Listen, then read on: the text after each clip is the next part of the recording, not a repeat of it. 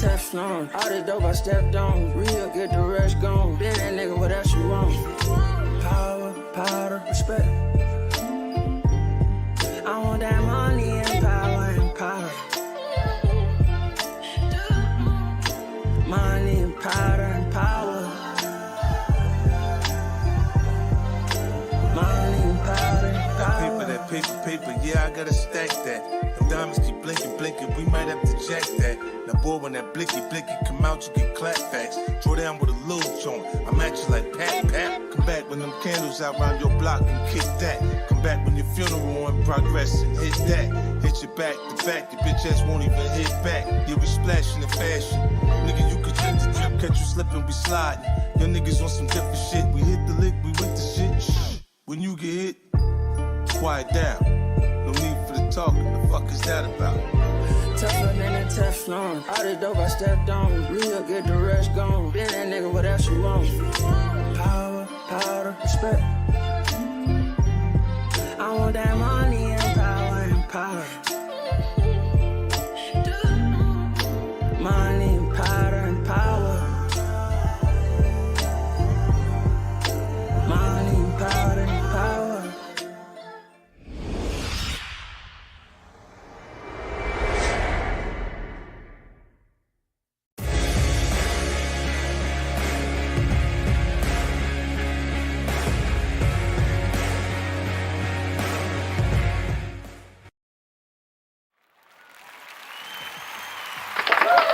Yep. Welcome back. That is a long hand clap, Melon. Jeez, that is a long hand clap. But welcome back. We're coming from Melon first. They're the first on the list today. I'm telling you, get them out of there. Yeah, but welcome back, man. Hold on, I'm trying to get everything together. As soon as I went live, stuff started happening on my phone and stuff. But oh boy, we're good. Rafa, what's good, man? How you doing? Noti gang in the building. Rafa, what's up, man? Dynamite, good. He said, I'm ready to rub hands like Birdman. Oh, Lord. Wow, Rob, really? Okay. This man really came in like that on my stream earlier today. Yeah, that's crazy. Shoot. Lizard in the building, Noti gang. I'm giving y'all a little time to come in. Make sure you know echo. I think my speaker's on the monitor. I need to go turn that off. Well, I'll do that when we later on. But welcome, man. Appreciate everybody coming through. Shout out to y'all. Be well in the building. What's good, man? We are back with another episode of the Budget Cut Podcast with your boy Dope Content and MT Darkness in the building. Yes, we got a lot to talk about because we missed last week, but we still want to keep it short and sweet. We trying to save on that time. So before we get into it, Dark, how's your week going, man? How's your week been? Let me say that. Week has been all right. It's been very slow. All of the kids are gone from the campus, so there's not much going on. I was talking to my coworker actually, and I told him it feels like a month has passed by when they've only been gone for 2 weeks. So, and we still got the rest of the summer to go. So I already actually missed them being there because actually the days went by a lot quicker. So, oh man. But it is what it is. It is what it is. I'm still getting paid. So, well, exactly. What about you, Dope? How you been? This is my last week dealing with kids until I'm free for the summer. And guess what? I ain't gonna miss them at all, buddy. I ain't gonna miss them at all, buddy. Not gonna miss them at all. I can't wait till Friday. It's gonna be on it, popping. I'm gonna be so energetic next Sunday for the Budget Cut Podcast because I ain't gotta worry about kids and getting up early in the morning anymore for at least 2.5, 3 months. So, yeah, and I'm still on the payroll while it's happening. So, yes, sir. That's nice. Okay. Yes, sir. We get paid in the summers now. So it's up there, buddy. So yeah, we'll be back with the Music Mondays, the classic throwbacks on the burner page. So WWE stuff, AEW stuff, because we can watch Dark now. We can stream it. I should say. We can stream it safely because it's on YouTube. I found that out recently. Really? Okay. Yeah. So the NWA stuff will be coming back and all that. So yeah, it's about to be up there, man. I would do universe mode DKF if they ever fix my freaking universe mode 2K. But whatever. I'm telling you. I'm not even gonna go there today because I'm pretty pissed off. By the way, Dark, I still ain't heard back from him. I saw that what is it called? I saw that 2K had posted that WWE had posted something under that Microsoft thing, and then I saw you post underneath that. Yeah. And then I was just like, oh Lord. Oh man. I was hoping that somebody would say something. I hope that somebody would get back to you quickly on that, but still ain't heard nothing, bro. So I still can't get on my universe mode. Like, even when I do just regular universe with all WWE stuff set as it is, still can't get back into it. If I exit and get back into it, it's gone. Good Lord. And I'm like, bro, I deleted everything. Well, mostly everything, but I'm like, bro, if I gotta start fresh, that's not happening. So we'll just do DKF via exhibition mode. Because I'm not deleting everything that I've created and downloaded. And I've deleted like 70% of it anyway. And just restarted. And I'm not I'm good on that. So 2K, you better get it together, man. Hey, dope. It's okay though, because they announced that 2K23 is coming out next year. So. Man. Look, I've been saying it on Twitter all week. I was like, I love and hate this game at the same time. Because when it's working, it's a great game. It's a very good game. Like, they did a good job on making the game better. But if you can't do stuff, it's pointless. Like, I hate and love the game at the same time. Like, I went full attitude, ruthless aggression mode this past week with the No Mercy arenas and the it was No Mercy and 2 different Vengeance arenas that I saw you and all that. I was gonna say I saw you upload some of them. Yeah, so I've been in a full, ruthless aggression and attitude era. I did what was that? Breakdown, WWE Breakdown. I don't know if y'all remember that pay-per-view back in the day. So I did that arena. So got Judgment Day and all that. So yeah, man, but anyway, Rafa, he said Rafa says you're a security guard, right? I thought you only had to work during classes. No, because I work at a college campus, so there's people that are there even during the summer, so I still got to be there even when all the students are gone. So because there are people taking summer classes, there are camps that come.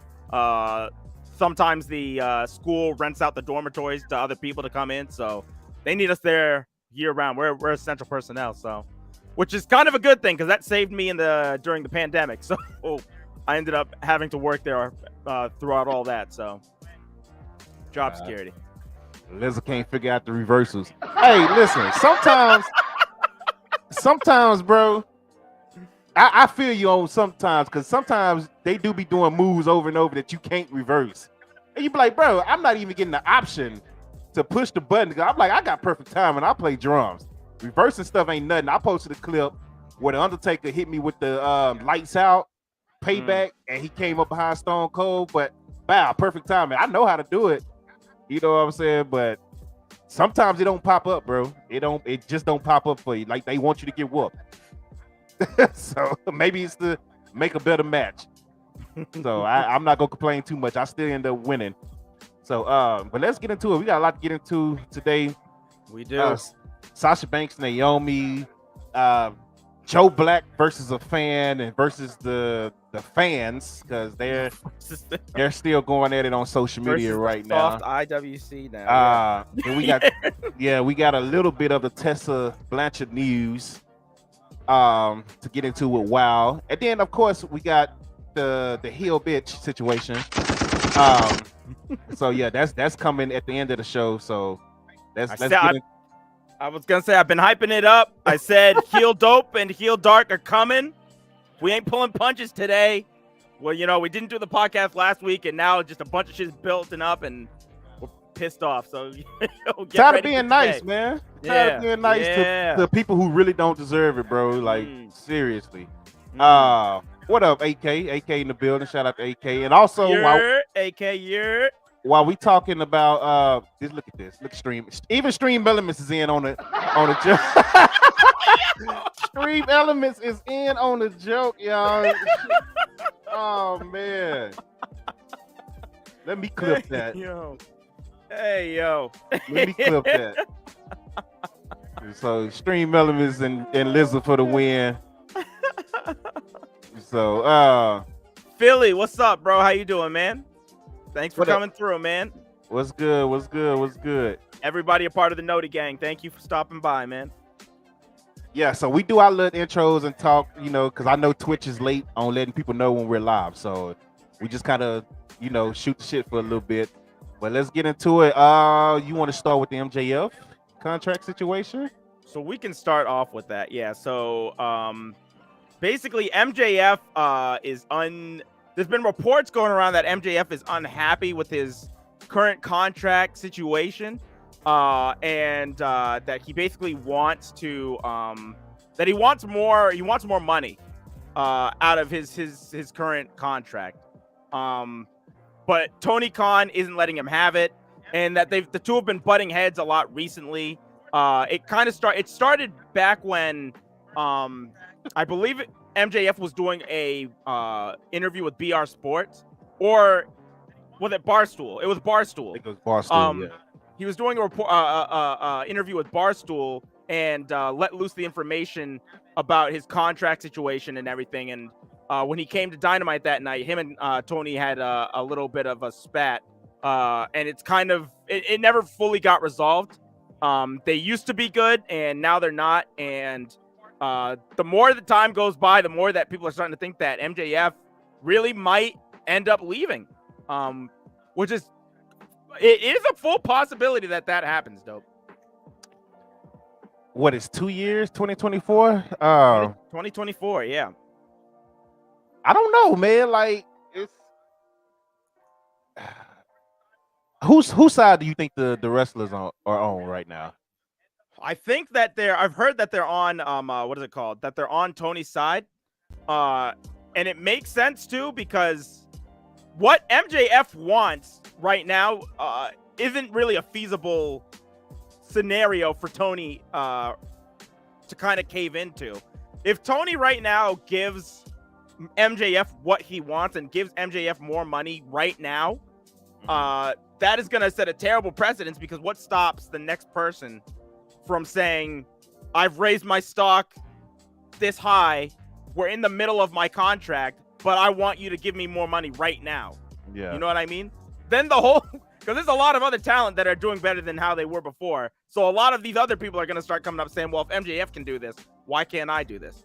Yeah. So I'm kind of with Tony in this situation, but end of contract time, if he's not willing to shell out the money that MJF wants, and I don't know if he's going to start asking for Cody money, but that's what I heard. I heard he's asking for Cody money. If he doesn't start shelling out the money that MJF leaves, then I can see MJF leaving. But if he goes to WWE like he's kind of threatening to, do you think they would pay MJF that type of money to have him over there? Yeah. Just to get at AEW because they're petty like that. I mean, Cody is making what, 3 or 4 million. MJF is right up there as far as value wise, in my opinion. I give Cody a little edge because Cody has more years.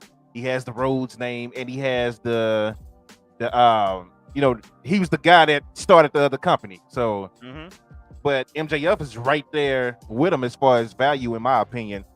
What up, King? Welcome. And he's younger. Yeah, and he's 24. So, King, part of the 1 year club. 13 months on the channel. Appreciate you, fam. Yeah, shout out to King, man. I told him yesterday, I said, every time I'm about to ban him, he come in and subscribe last minute to save him. He know what he doing. He know what he doing. So, but yeah, I think I kind of feel both sides, like, because MJF is looking at it as I'm an original. I came in before all these other guys came in, and I helped build this brand. You know what I'm saying? So, and I'm still killing it, and I don't even need a title to kill it. I've been your best heel since day one, basically. Yeah. and now you bringing in all these other guys, which is cool, but they're all making way more than me. Mm-hmm. So that part is not cool. So I get where he's coming from, but if I'm Tony as well, I'm like, well, look, bro, I am paying all these guys, and I will pay you as well, but I need to know that you're going to stay past 2024. So, and that's all Tony is trying to do, because Tony really, I know Tony be like, hey, we got all this. People like, Tony got more money than Vince. Yes, but that money is tied up in other things too. It's not just wrestling for Tony. Yeah. So it's a lot that goes into that, and people don't understand that part of it. So we'll see what happens. Rafa Caruzmo says they should really appreciate what they have in MJF. Dude gets authentic boos in less than 30 seconds of promos. He is, yeah, MJF is one of the better heels that we've had this generation. Do you see them, do you see them at Double or Nothing? Because this title match with Hangman Page and CM Punk is very intriguing to me, because I can see the title actually going both ways. Do you see them giving the title to Punk and starting to build a title match between these two down the line, between him and MJF, to try and make MJF happy and to try and get him to sign on for another year by the end of his contract? They could be. Appreciate. I think that would be real smart. Appreciate Dynamite Jay and Lizard for the sub, by the way. They could be doing it. I just don't see CM Punk winning, bro. I just don't see him. Maybe I'm being biased. Y'all know how I feel about Adam Page. I like CM Punk too, but I feel like Adam Page's story is not over yet, but then again, Kenny, I don't think Kenny is coming back no time soon. I think they want to do a full circle thing with Kenny Omega and Adam. So they might give it to CM Punk, and then Adam might get it back, once Kenny is getting closer to coming back. So it's so many ways they could go with it, because they have so much talent and so many stories that they can tell. It's like, I legit don't know what's going to happen, but I think Adam is going to win. So I'm hoping that he wins, but that thought crossed my mind where it's just like, this guy, like, you've already set up a great feud between MJF and Punk, and coming out of it, MJF, literally his first promo back, he said, we're putting a cap in it now, but this is not over. Yeah. And to have them go, the next step, it has to be a title match. You can't, because you already went to one of the most brutal matches that you could, one of the most brutal singles matches that you can think of in this company. So it has to be a world title match in that scenario. So with that in mind, you're pretty much saying that he's going to beat Warlow. We need to do our predictions for next week too. So we can do that once we get into AEW, but we can do that one now. Oh damn! Is that? It's next Sunday. Oh my god! Yeah. So. Jesus Christ! Yeah. Oh my god! Wow! Double or oh my god! Wow! Yes. So we got to do our predictions today. Okay. Damn. All right. Completely forgot him. Oh my god! I didn't even know. Shit. Yeah. Do you think he beats Warlow? We can do that one now. You think he beats Warlow? No. What was the stipulation if Wardlow loses? Granted, hold on. If Wardlow wins, okay. So yeah, I don't think so. If he loses, then he's permanently banned from signing with AEW. So I don't think Wardlow's gonna lose that match. Okay. So only because of the stipulations. I think he has to. If he loses, that would be crazy. Yeah. That would be insane.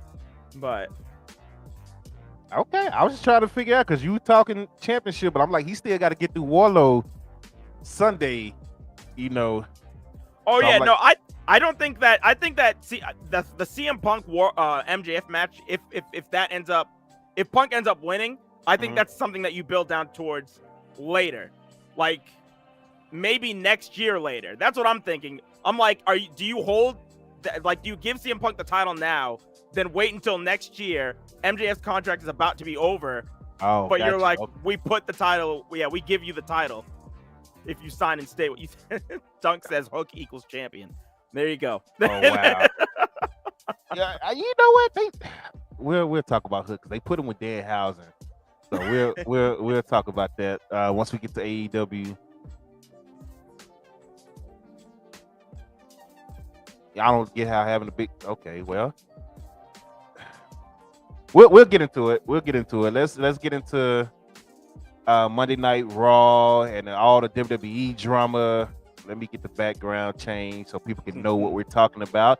And if I ever need to come back and get a clip from what we're talking about, I can have the background up so we know exactly where to go.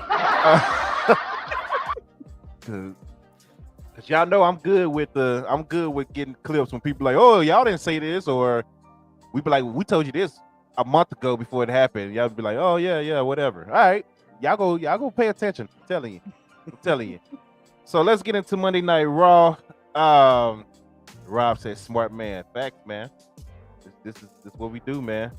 You'll learn the hard way once you start getting clips, and you be like, dang, everything got the same background in a 3-hour show." All right, man.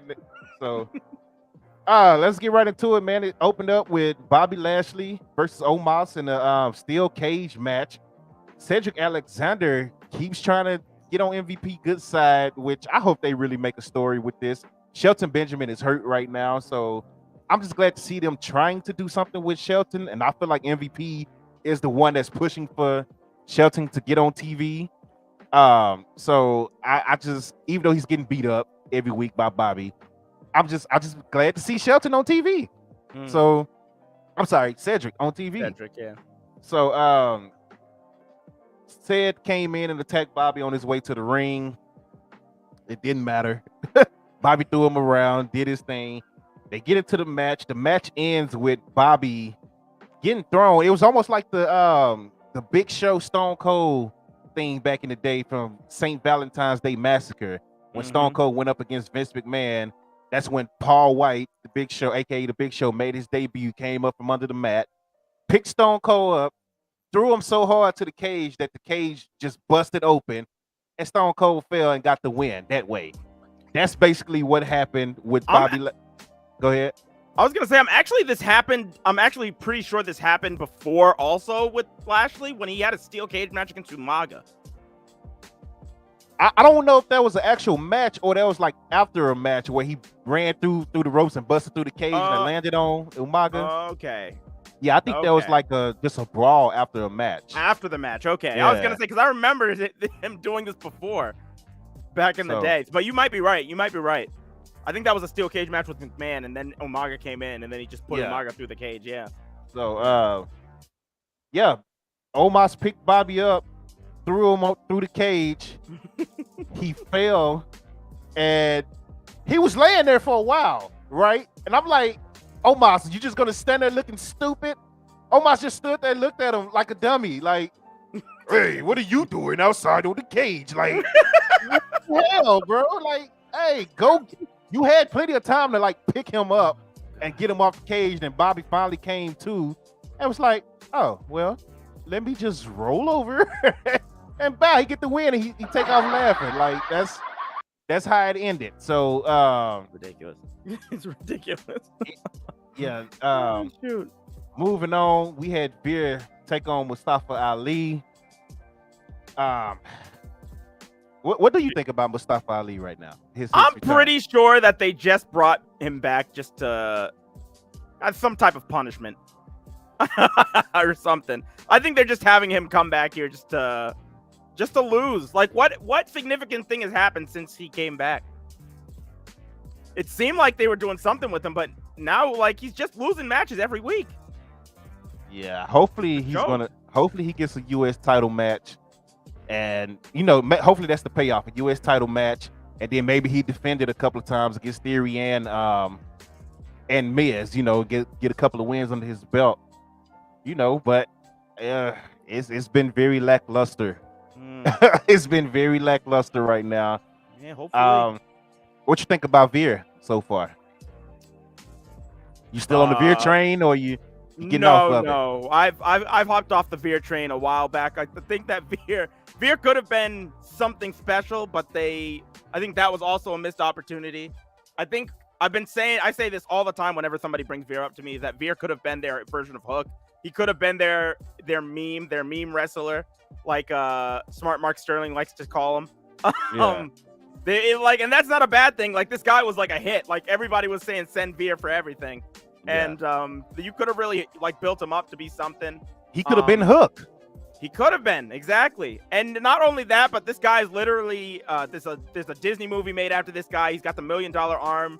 Like, there's so much going for Veer, and I just feel like he just feels generic. He just feels like a generic wrestler to me.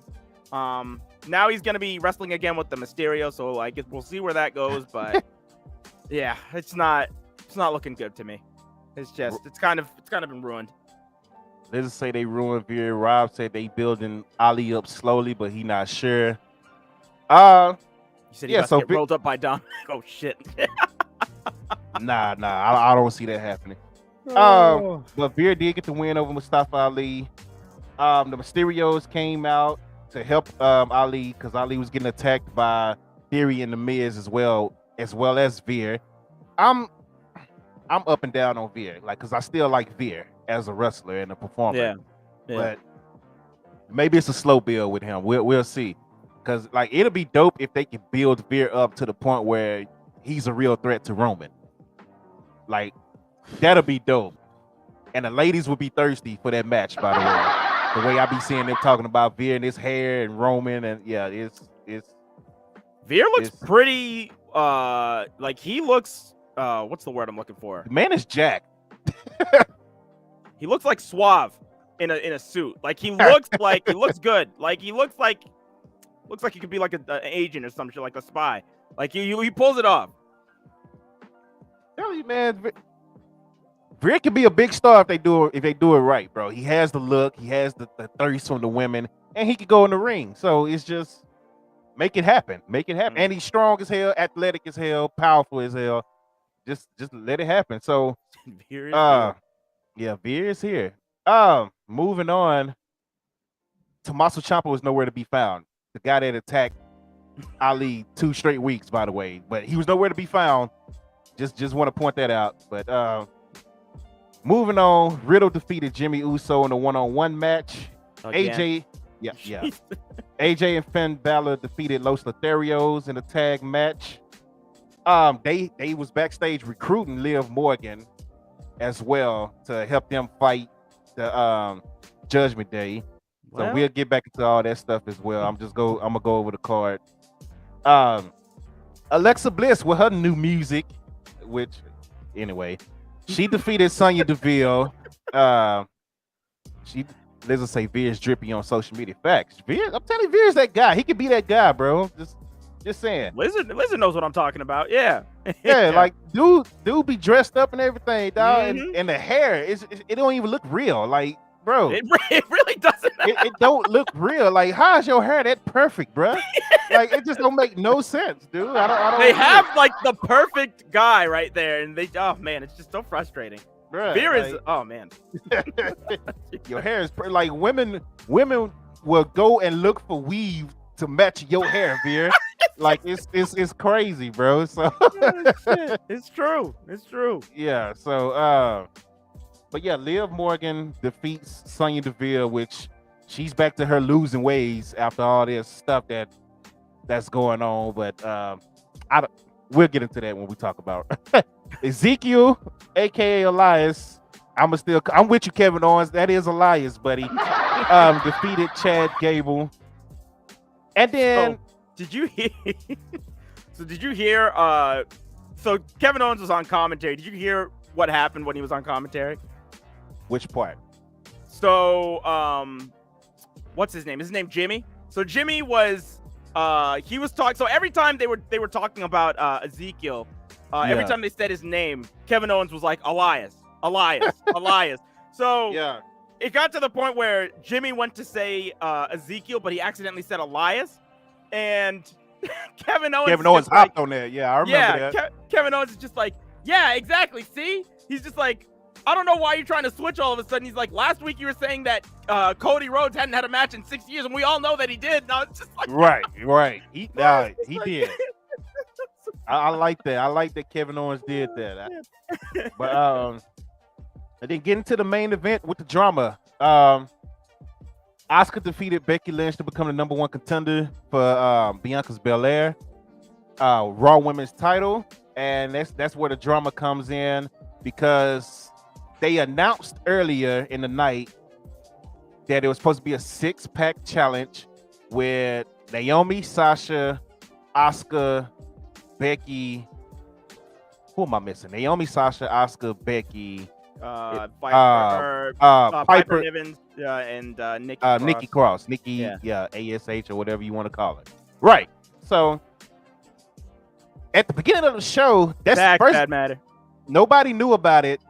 Nobody knew about the 6-pack challenge until the show started, which obviously they was having issues then because the ladies left. Naomi and Sasha left like 30 minutes within the show.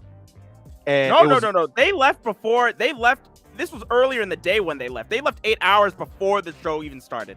8 hours before so they announced the 6-pack challenge at the beginning of the show, and they had been gone for hours at this time. Okay, so I thought WWE said that they left early, like right when the show started. I heard other reports that said they left early in the show. They were already gone, dope. And I heard the argument started early, like 8 hours, and they argued all the way up to showtime.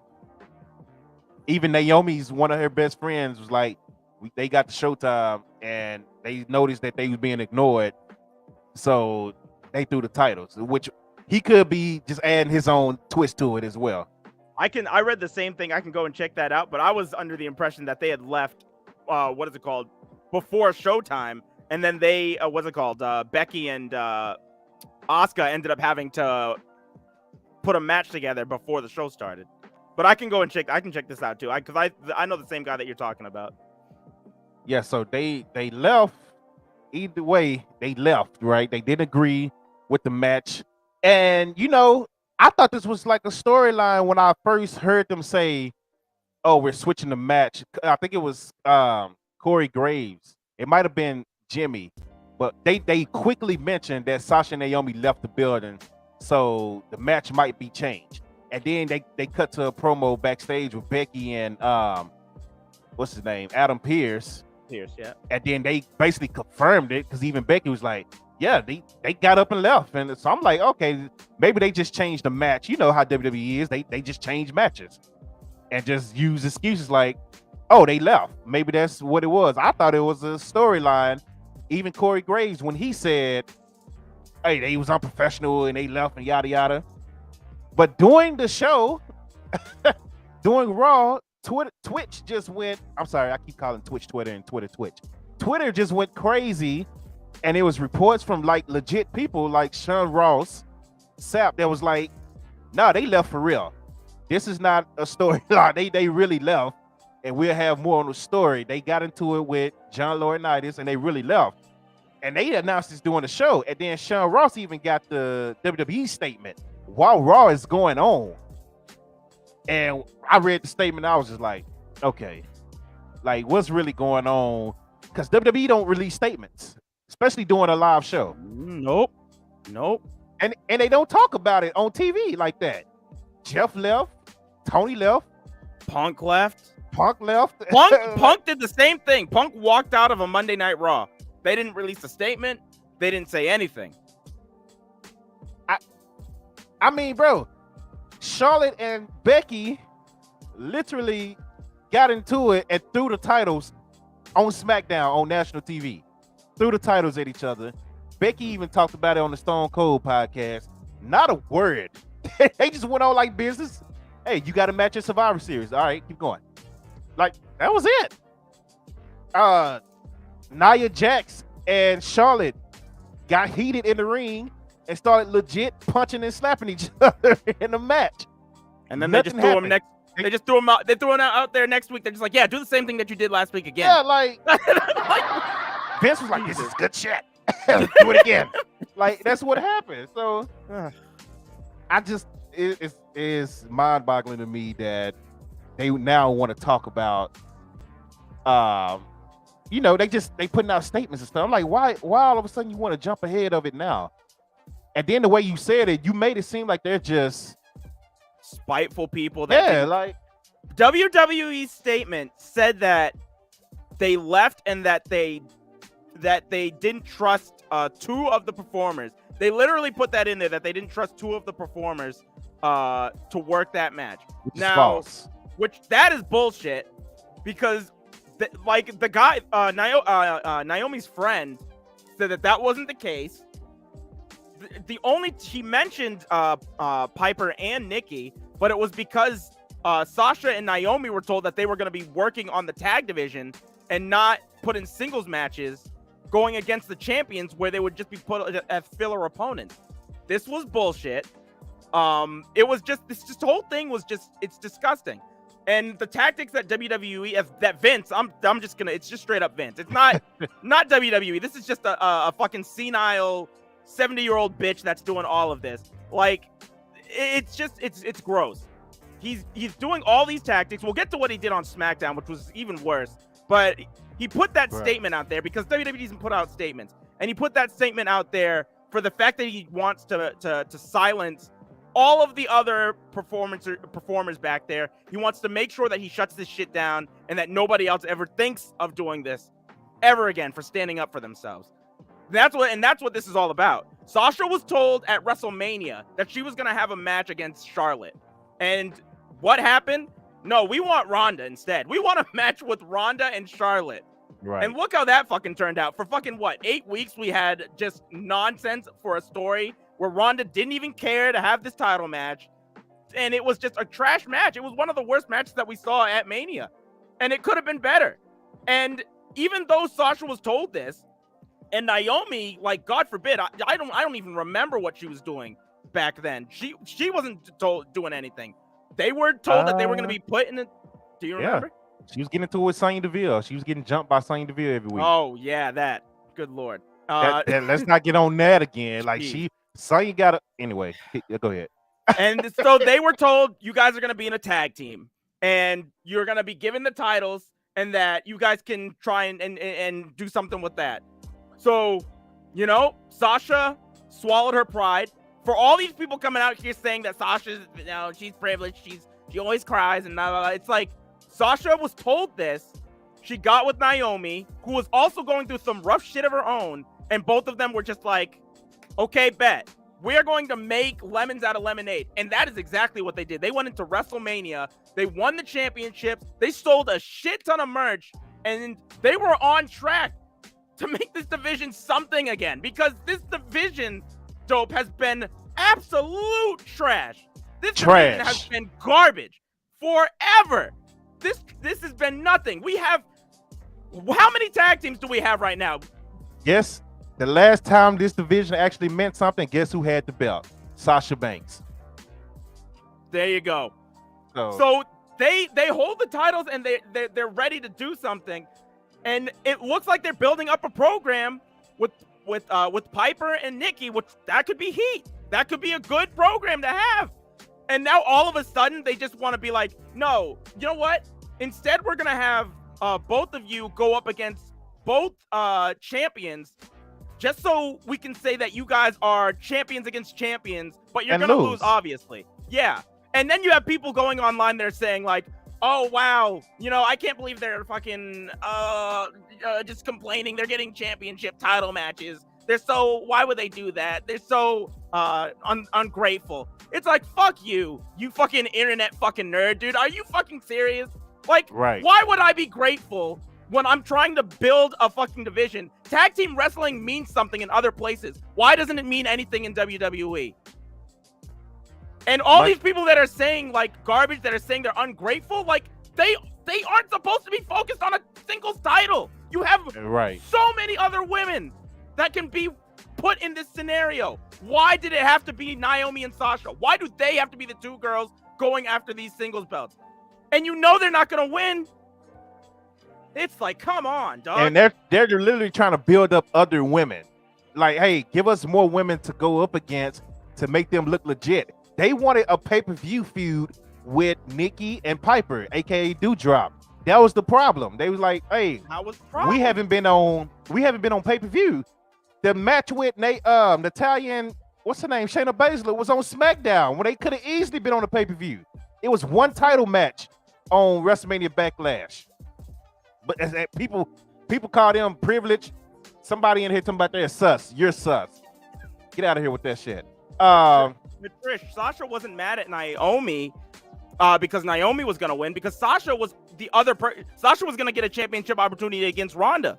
So it didn't matter. They were both, that's the problem. They were both going to get title opportunities going into, I don't know, what's the next pay-per-view, Hell in a Cell? They were both going to get title opportunities going to Hell in a Cell, but they're tag team champions. They were just going to lose their matches. That's the issue, and that's what they were trying to avoid. They're just like, let us focus on our division. Yeah, like we're literally trying to build a tag division back up that y'all just ruined, because every tag team that's had the titles, as soon as they lose, they're split up and they're done. SmackDown versus Raw. I appreciate all the stuff you coming in, but we like the spoilers and all that stuff. And Brock Lesnar is rumored to be on all that. We don't do all that. We don't do all that unless it's just something big that's announced. So I appreciate you though for coming through with all of that though. That's good stuff. But yeah, we're not on that right now. So but yeah, it's just stupid, and everybody online, oh, they should do. I don't know if I want to save this. Matter of fact, let's get into it, because we didn't talk about this situation, and this all ties in together with the fan base. So let me pull this up real quick. Joe Black versus Indie Fan. They got into a real fight because a fan he was feeling himself. I mean, you could look at him and tell he was one of those type that, anyway, I'm trying to say it without saying it, but wants to be a wrestler but's too fucking lazy to do anything with his life. Yeah, there I you got go. you. There you go. Okay. So let's pull this up real quick.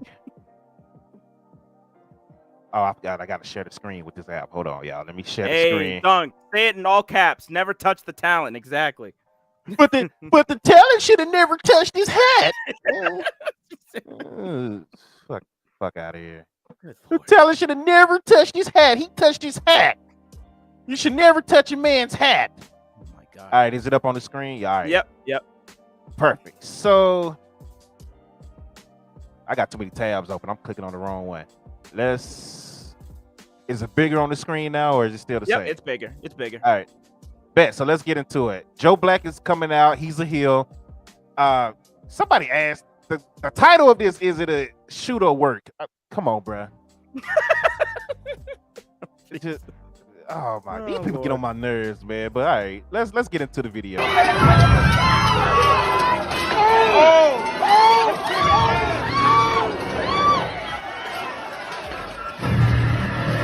I'm mad at the other wrestlers staying in character right now. Like, let this guy fight.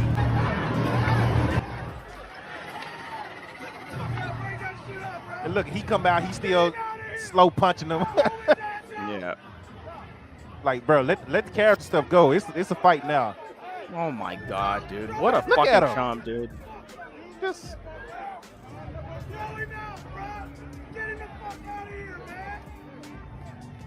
why is security not holding him?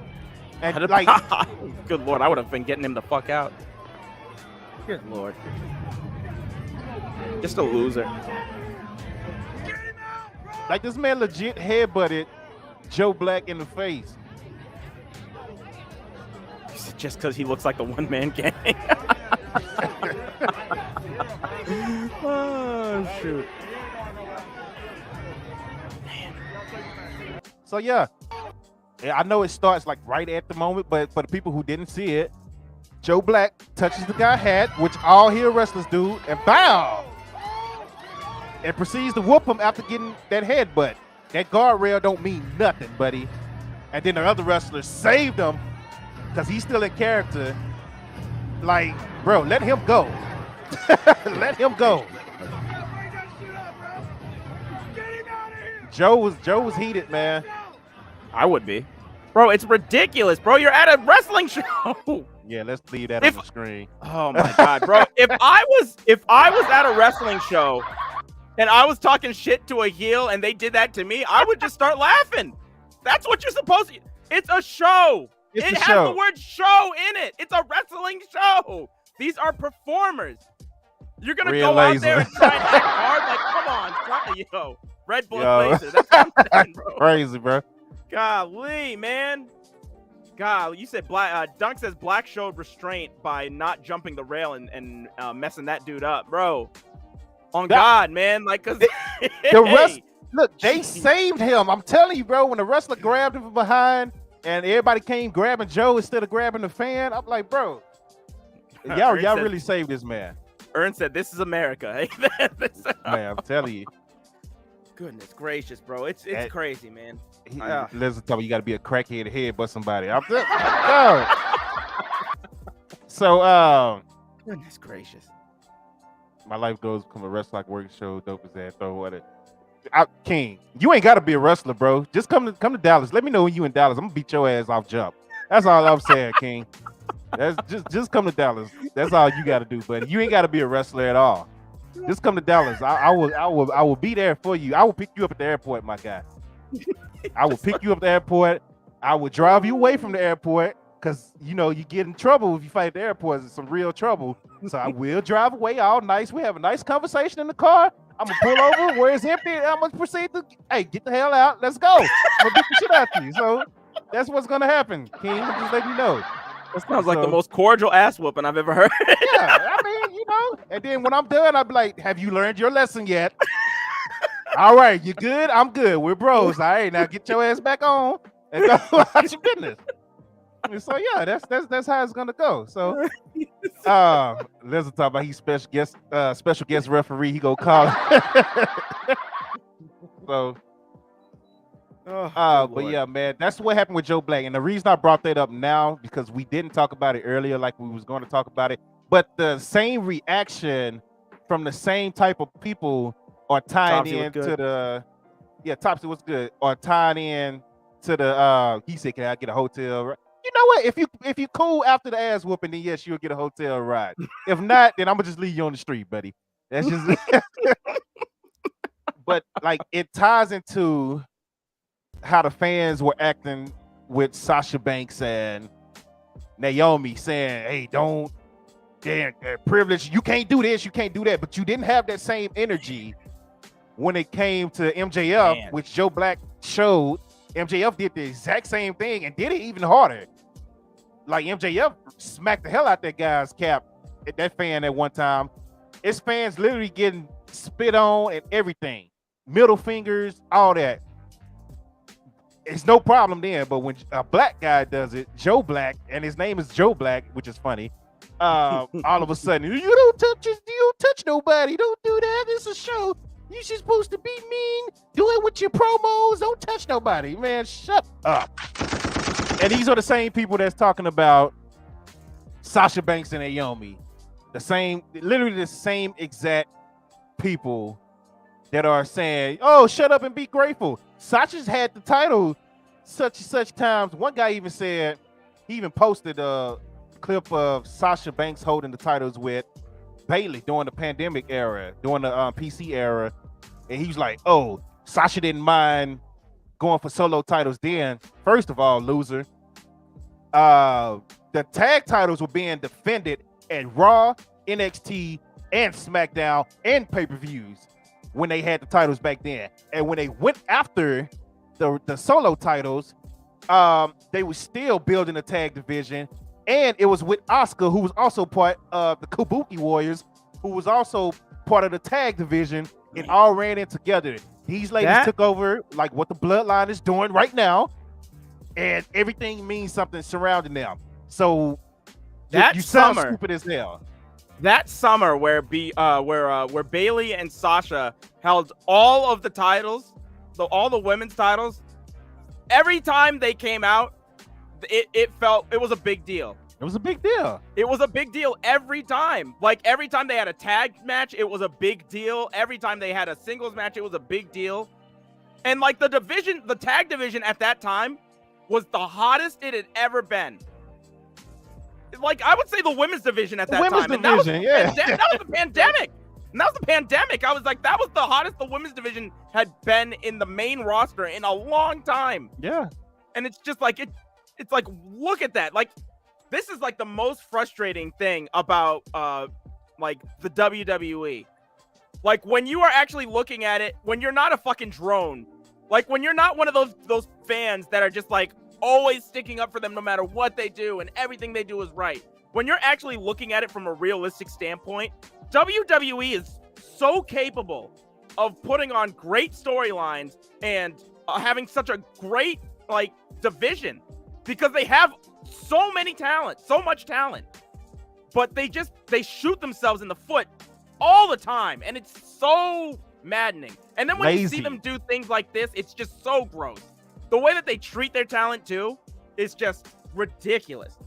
And I don't know how other people can like see the way that they're treating Naomi and Sasha and try and justify all of this stuff. It just makes no sense to me. None at all. And bro, that's my thing. Like I even said it. I said it's one thing for Sasha to walk out because Sasha been knowing her worth a long time ago. But for Naomi, who's never had an attitude about nothing, never had an attitude, even though she's been frustrated and came on record like, yeah, I'm frustrated. She's never had an attitude. And for her to say, you know what, I'm with you, Sasha. I'm walking out with you. I'm sick of this myself. What? Like, you know, something had to go down in that meeting, man. Like Naomi, bruh. Naomi walked out. Naomi been there longer than almost anybody outside of Natalya, I think, on the current roster.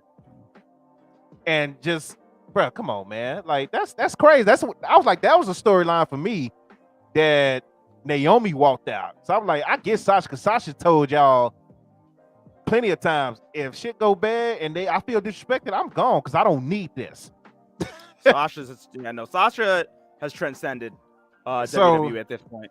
Yeah, and for people that are saying that, oh, Naomi, she's being manipulated, or that she'll be back here, and you know this, that, and the third. It's just like y'all really don't have faith in this woman, and I don't think y'all were really fans of hers in the first place. Because if you think that she can't go anywhere else other than WWE or AEW, if you think that those are the only two places, you are just sadly mistaken.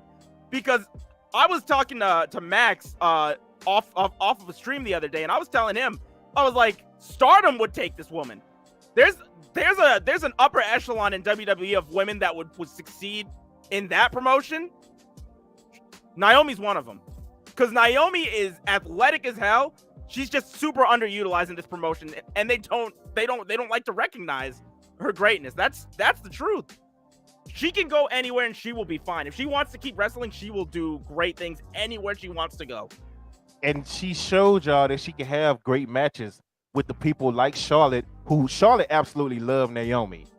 Charlotte absolutely loved Naomi. SmackDown versus Raw as was my thoughts on Rob Back's comments. Go watch the episode from 2 weeks ago. I believe so, It's on YouTube. Dope content. It's on YouTube. Trust me, I had a lot to say about it, so you might want to go watch it. But yeah, for Naomi to leave, bro, I looked at it differently. I was like, okay, this is some shit for real. Like for Naomi to leave, and she was a champion when she did it. So and Cameron trying so hard to get back in WWE. Fam, they don't want you, cuz. They don't want you. Like, give it up. You can say all the shit you want to say. Try to praise them. You tried to get there with AEW. They brought you on for the episode. It didn't work out. You sucked, and they didn't sign you. You never became All Elite because your audition match you wasn't good. They brought you back to WWE to do a couple of Royal Rumbles and all that. Fans gave you a nice reaction. They were like, "It's good to see Naomi and Cameron back," but you couldn't do your thing. So WWE never gave you a contract. So stop trying to kiss their ass. That made me mad. She's been trying to get back in the tag team with Naomi for months now. Topsy, damn, bro. Bro. He said Cameron needs a Zeus network. Oh my god, bro. Bro. Oh shit. Nah, Rob. If she really want to try, get better in the ring. Get better in the ring. Get better on the mic, and then actually come back when you better. She was trash in the Rumble. Exactly. Yeah. SmackDown asked about the Ric Flair want to get back in the ring. Trash. Sit your old ass down. You go die in the ring. That's why I didn't want to talk about it. So that's my thoughts about it. He's got a peacemaker, bro. Like I said, a like, peacemaker, a pacemaker. Yeah, like I was like peacemaker. He's got John Cena with him. Right, there you go. But like this is so stupid, man. Ric Flair, sit down. Ricky Steamboat turned the match down, by the way. Thank God for Ricky Steamboat. But just like, hey, get the tables in the building. Shout out to Get the Tables, man. Oh shit. Give us some time. Give us some time. News, yeah, what we got? What breaking news we got now? Because Get the Tables in the building, y'all. Get the news is in here. Get the news. Hold on, let me see. I'm trying to make sure I don't miss comments. They coming in. They coming in. Flair versus the Grim Reaper, says Larry. Goodness gracious. Flair does signature flopping pass out for real. I'm saying, bro, like this got to stop, man. Like I've been seeing the training. Like everybody last week was talking about, oh, he's training with Jay Lethal. He's been training with Jay Lethal. Like they've been posting this on Facebook for a long time now. This is nothing new. So like, just stop. Hogan versus Flair versus Mania Hollywood. Man, get out of here. Good. I'm about to cut all the chats off. All the comments about to go off. I don't like this. Joey Janela did set his foot on fire, which was stupid as hell. But that's Joey Janela. That's what he do. He do stupid shit, and that's probably why he's not under contract anymore with AEW. So it's like, you know what? We're done here. Let's just go ahead and do your thing at GCW or whatever it is, and yeah, we're good. But again, the Joe Black situation, it's the same type of people that's talking about Naomi and Sasha, which we're gonna get back into Naomi and Sasha because part 2. Yeah, because SmackDown comes along. Oh man. So before we get to it, let me get your thoughts on what's planned for this week. Bobby Lashley has an almighty challenge for Ole Moss again. Why? Why? What? Why? Like, what else do you... And why is Bobby challenging Ole Moss? That's what I'm saying. That's what I'm saying. What the hell? Jesus Christ. Holy smokes, bro. Cody Rhodes is set to square off with the Miz. Becky Lynch. Oh, have you noticed that they've got the that Cody clock?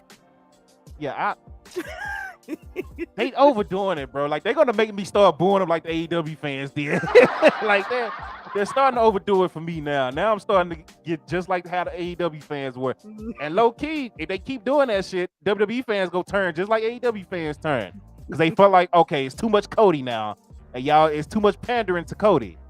And now WWE is starting to do the same thing. So they better go back and look at how the fans turned if they trying to build Cody as a babyface. Yeah, but nope, it's such good shit. Man. And I knew it was going to happen. I knew something like that was going to happen because when they built up Cody versus Theory at that 9 o'clock hour, that 9 o'clock hour got a great rating. So I'm like, that's good for them, but it's bad for them because I knew they was going to do something stupid. And they turned around and gave a Cody clock. So Cody clock. Even Kevin Owens was talking about it. Like, yeah, bro. Kevin Owens is funny, man. It's one of my favorites, man. And Becky Lynch addresses her number 1 contender loss to Asuka. That's what they have planned. Those are the 3 things planned. Oh man. But why? Only one that I'm like cool with is the Miz versus Cody. But it's like, okay, I've seen that already. Yeah, exactly. I was just about to say that, and then Miz is going at it with Ali. So I'm just like, maybe Ali gets involved. We'll see.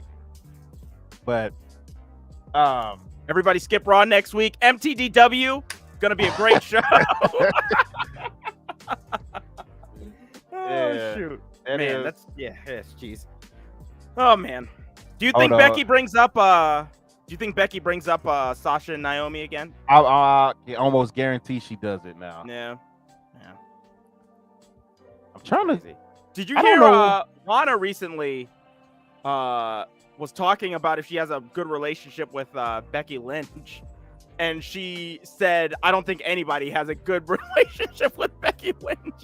Was that Lana or was that no, I'm sorry. That was what is her Nia real name? Jax. Nia Jax, yeah. It's with an L too. I just can't remember that's it right now. that's why I called her Lana. I'm sorry. Oh God, have you? Speaking of Lana, Oh Lord, did you hear about the? I'm not going to talk about the other thing, but I'm going to talk about the match. Did you hear about the match that was announced with her and Nia Jax for a women's championship? bro, the whole card is stupid It to is me. weird. That whole card, you got a UFC guy that called wrestling gay, literally wrestling for a title in that card. Did Overeem say that about wrestling? Yes, Oh my God. like 2 weeks ago, he literally called it gay, What the hell? and now he's wrestling for. It's just wow, bro. I was Goodness like, gracious. that whole. We thought it was control your narrative, and they was like, no, it's not control your narrative. It's like, well, it should be because That's what I this- thought. Yeah. this is. It's bad. It's bad. You said it's damn near. Lister says it's damn near the same shit. Yeah, Yeah. facts. Yeah, I was I'm kinda- surprised when I heard that it was the Authors of Pain putting on that show. I was like, well, what? Goodness gracious. Yeah, like they back too. I forgot they starting their own federation and all that. They got Mojo Riley there. That card is just it was hilarious. I think they had one where it was like 2 men fighting for the women's tag titles. I was like, did y'all meant to put that? Yeah. I was like, 'cause that don't make sense. Shoot. Yeah. Hold on, I'm trying to get the NXT results. And for some reason, they make it hard to find NXT results on the page. All right, but let's get into it. We're on NXT. Yeah, Lizzie, if I find that card again on social media, bro, I'll repost it so you can see it, bro. It's hilarious.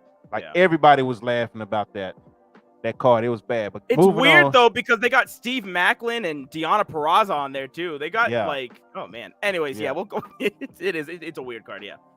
So we had the women's breakout tournament continue on. Lash Legend defeated Tatum Paxley in that match.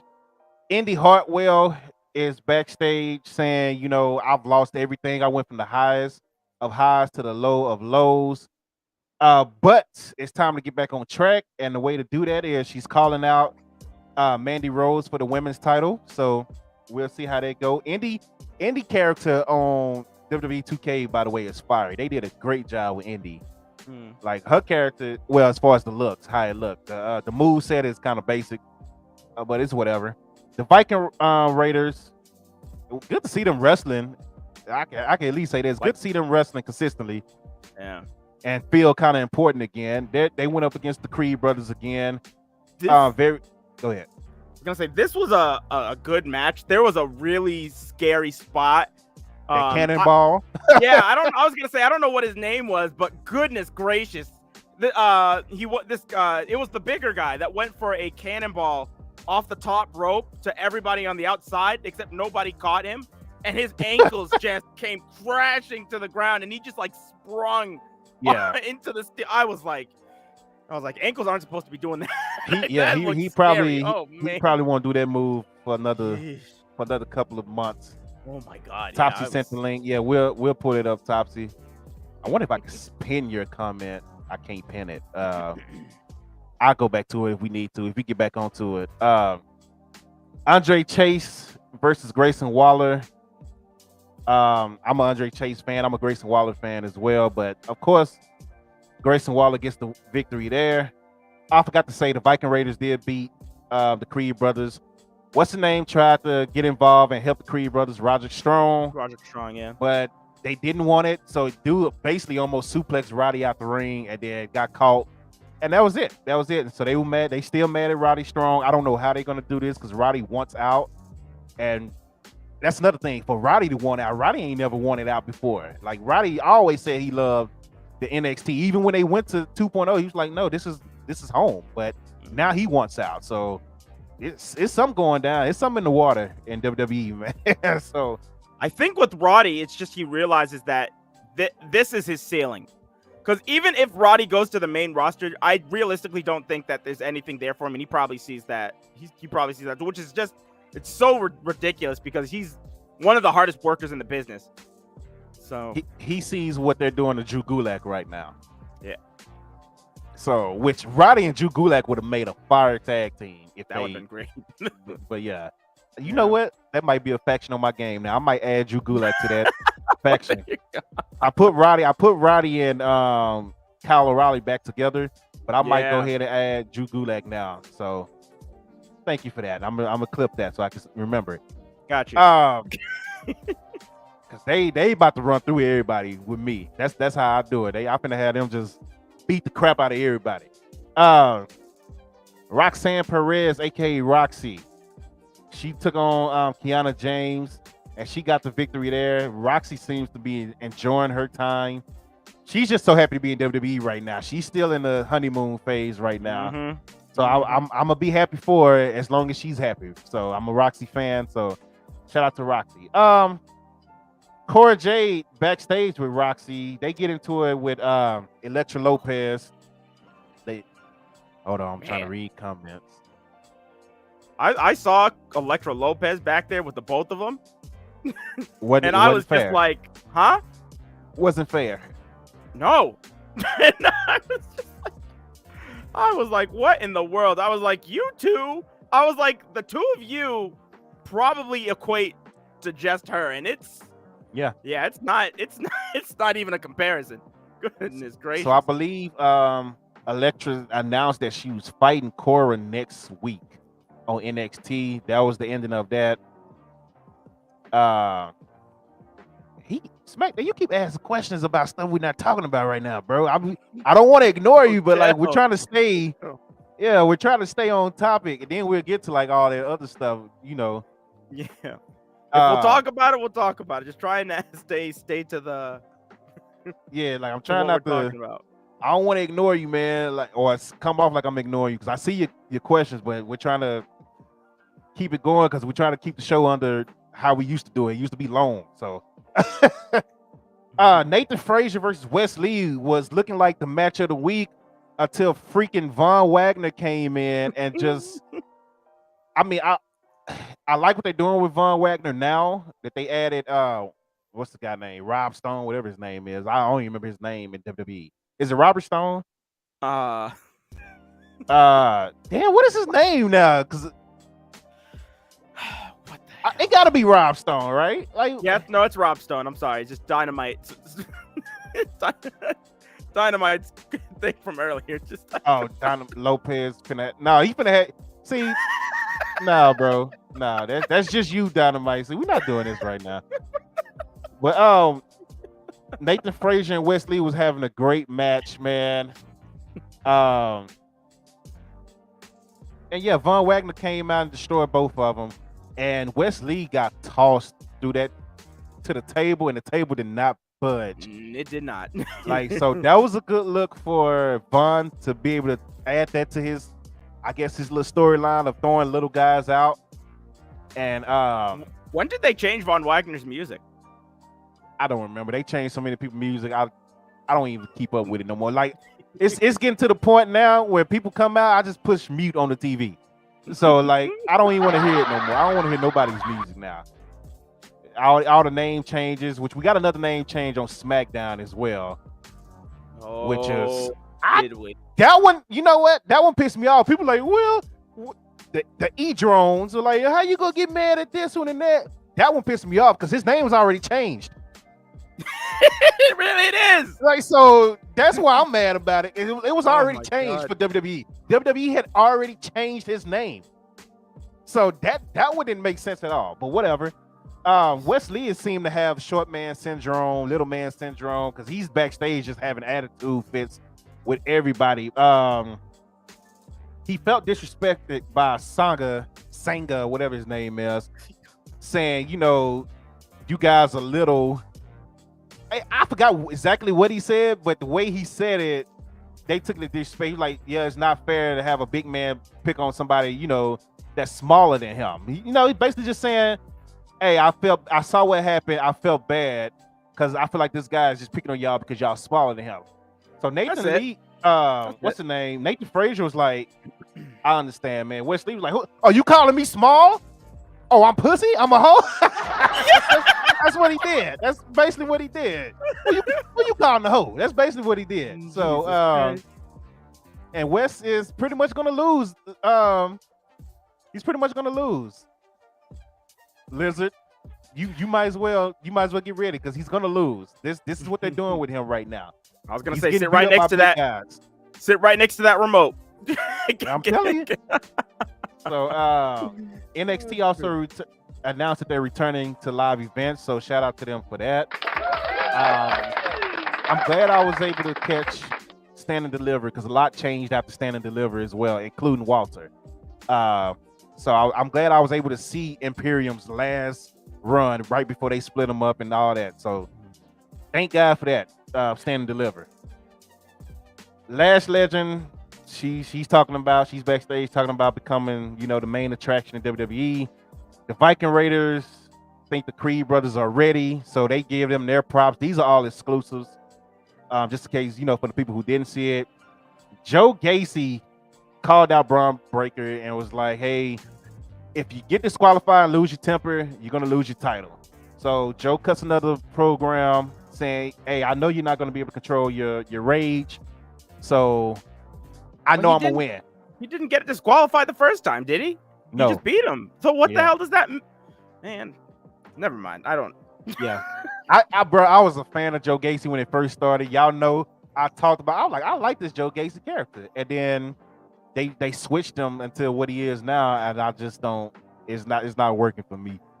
So he's got the Undertaker. What are they? What were Druids. they called? Druids. He's got the Druids with him and everything. It's like weird, bro. Like, yeah. man, why did they take Harland? I heard that they took Harland away because they said they found something on him. Yeah. Because he was supposed to be in Edge's group. Edge said he wanted him for the faction that he has, but and he would have fit. As the he big guy, he got the look. Yeah. He got the look. So another exclusive is Jiro called out Von Wagner. So Jiro wants to fight John Wagner. For whatever reason. I mean, whatever. In the main event, Santos Escobar versus Tony D'Angelo, the leader of the cartel, the leader of the mob, went at it. I'm glad Santos won. That's all I got to say about that. I'm glad Santos won. I'm a Santos Escobar fan, huge fan of his. This guy is a great worker, man. He's authentic to his culture. And I mean, he's always paying tributes to Eddie Guerrero and things like that during his match, and Rey Mysterio sometimes as well. So I'm an Escobar fan, so I'm glad he won. Any thoughts on NXT? Did we talk about the Cameron Grimes Solo Sikoa versus the Carmelo Hayes? Yeah, I forgot about. I missed that. I'm sorry. Yeah. So yeah, Solo and Cameron Grimes beat Carmelo Hayes and Trick Williams. That's all I got. Go ahead. That's all I got. I don't know. Some of the matches on here, I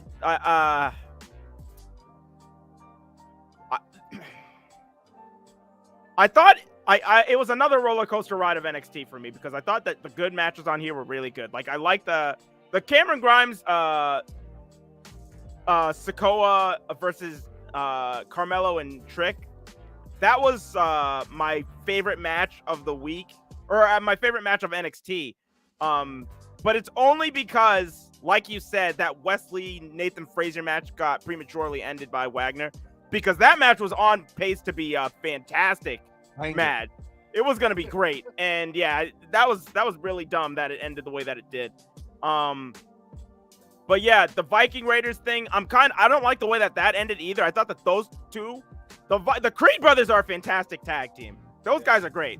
And they had a really dope, physical match with the Viking Raiders. But I just hate that Roderick got involved. That didn't bother me as much as the Von Wagner interruption, because this is actually telling a story. So it wasn't as bad. What's your opinion of Tony D'Angelo's group? I mean, it's stereotype, it's stereotypical, but Tony D came in as a stereotypical character, and I mean, he plays the character well. I don't mind his group at all. I feel like they could do some things with it, kind of like back in the day with, when they had DOA versus Los Moretas, I think that was their name, versus the Nation. Those three groups, we joked about this before. It's like they were so racist back in the day, because they had a redneck group, bald-headed bikers versus an all Puerto Rican group versus an all black group, and they was throwing racial slurs just left and right, and it was like we was watching this as kids, like, yeah, let's go, let's go, like what the hell, bro? This was crazy, man. You go back and watch it now, you be like, damn, they really put this on TV, bro. So this is what they're doing now, but jeez. Dan the Lions fan says he enjoys the stuff they do with Chase U. Yeah, Chase U was good, man. Chase has been amazing, yeah. And I like the thing that he does with the crowd. He's just like CHASEU. What does that spell? Yeah. Like, bro, he's got the crowd in the palm of his hands, man. Like, this guy is sensational. He is great. Like, what was funny? We didn't get to talk about it because we didn't do a show, but when they had that match with Saray. Yeah. She changed clothes and Chase U came out and they looked at each other like, what the hell going on? Like, that was hilarious. I was cracking up when that happened, bro. I was gonna say I actually do like this group with Saray with Andre Chase. What's the third guy's name? I can't remember. Can't remember yet, but I like these three together because it's a really funny like an oddball team, but it works though. So I really like these guys together. But other than that, I'm Bodie Hayward. Okay. Other than that though, I'm really ready for Braun to just move on from Joe Gacy because this is not working for me. I feel like Joe Gacy's trying his hardest, but he's shooting and he's missing every week. Like, none of this is working, and it's bad for Braun too because Braun has to react to all of this nonsense that's happening. React to his father being kidnapped one week, and then the next week he's fine, and then the next week he's back in a cage, and then the next week he's on TV. And it's like, what? It's just like, I don't care for it. Hell, Braun got carried out on the stretcher and was back next week. It was like, like what? Carried out on the stretcher, but I'm back now. Yeah, what? Good Lord, got carried away by the Druids, and then the next week he's just like, oh man, I'm pissed. It's like, what? It's like, how did you get back here? What happened? What the hell? But no, I'm not a fan of this feud. I just want it to be over, and hopefully, after In Your House, we'll have a new opponent, but that's a long ways away. That's hey, Topsy. Casey, I pray to God. What was that? I was telling Topsy that Casey they're about to go after the tag titles, the women's titles on NXT, which I didn't cover. So, and I hope to God that what's his name? That Gacy doesn't beat Braun and they bring Braun up to the main roster because I can't deal with him being the champion of this roster. Ooh. I can't. I would not be able to deal with a Joe Gacy reign. Not with this character. Not with this current iteration of this character. Goodness gracious. But that was my thoughts on NXT this week. NXT was. Sid Braun busted out of the ambulance and walked back to for all we know. That's what I'm saying. Like, and by the way, that NXT parking lot is still the most dangerous spot in wrestling history. That's all I'm gonna say. You said the tag team, that's them two salsa dance. Are you talking about Pretty Deadly? There's a tag team of salsa dancers in NXT? Yeah, I don't know who you talking about. And what? You know what? Where has Pretty Deadly been since they won the title? That's a good question. That's a great question. No, the two women tag team. There's a women that are salsa dancers that are tag teams in NXT. They're party dancers. Like they're like club dancers and all that. They're not. Oh, you talking about that new tag? Okay, who was that? Oh, Yulisa and Valentina. Yeah, I remember some tag team that looked great. A couple of weeks ago. Did anyone watch NXT UK know me either? Hey, don't. Damn, bro. Hey, don't. UK is fire. Where do you think Frazier came from? Where do you think A-Kid came from? Where do you think Pretty Deadly came from? Where the hell is A-Kid? Hopefully he's back in the UK, man. Hopefully they forgot about him. Let's not talk about A-Kid because I'm afraid. Look, man, listen, I did mother. Tell you, bro. True. UK is the truth, dog. UK and Impact get slept on more than anybody, and those are the two most consistent Listen, places. Like I was watching that until my schedule changed at work. I was watching UK every week and streaming that every week because that show was fire. Oh man. NXT was yeah, that's true. Ivy is not on 2.0 because she's in the UK. She's in the UK, she's about to challenge Meiko Satomura for the UK championship. That should be good. Yeah. What up, Don? Welcome. So yeah, NXT UK is I'm sorry, NXT 2.0 was it was an okay show. It was up and down. Like it was they got to the point with the women's tournament, which I appreciate that. Lash Legend is getting a little better. She's starting to get better in the ring. So I appreciate seeing that she's actually getting better now, because she was sloppy as hell when she first started. Yeah, this Wesley thing, man, I just hope they do something with it. I'm getting nervous for it. He's coming off like Butch, basically. Like he's real Butch. Like only thing different is he's not slapping his own partner and running away, running out the arena after a match, which is it's whatever, man. The Joe Gacy thing with Braun. I used to be a Joe Gacy fan when he first started. I'm not anymore. Like I want to like him because it's Joe Gacy. I still appreciate what Joe could do in the ring, but I'm not liking the storyline that they're doing with Braun right now. I think it's making Braun look stupid too and devaluing him as well. Mm-hmm. So NXT was okay. I really have nothing else to really say about that. I wish they would have let Wesley and Nash. I almost said Nash Carter. What's the guy's name? My mind just went blank. Nathan Frazier. Nathan Frazier. I wish they would have just let that match go on and have fun, attack them afterwards. But whatever. It's some things are just too much common sense for WWE. If they're putting on a 5-star match and you have this guy come in and interrupt it, which I guess if you're trying to get heat on Vaughn, cool. But whatever, man. I don't like that. I wanted to see that match. That match was fire. But moving on, let's get into AEW. All right. AEW. The show started off, Dynamite started off this week. We had the Owen Hart Foundation tournament match between Samoa Joe and the first Joker of the show. There was going to be 2 Jokers, and we were starting off with the first one. Joe is already out, or Joe comes out, gets in the ring. He's waiting for his opponent, and Dope just on the Titantron. The music is already playing. They got me. Johnny Elite. And this crowd goes crazy.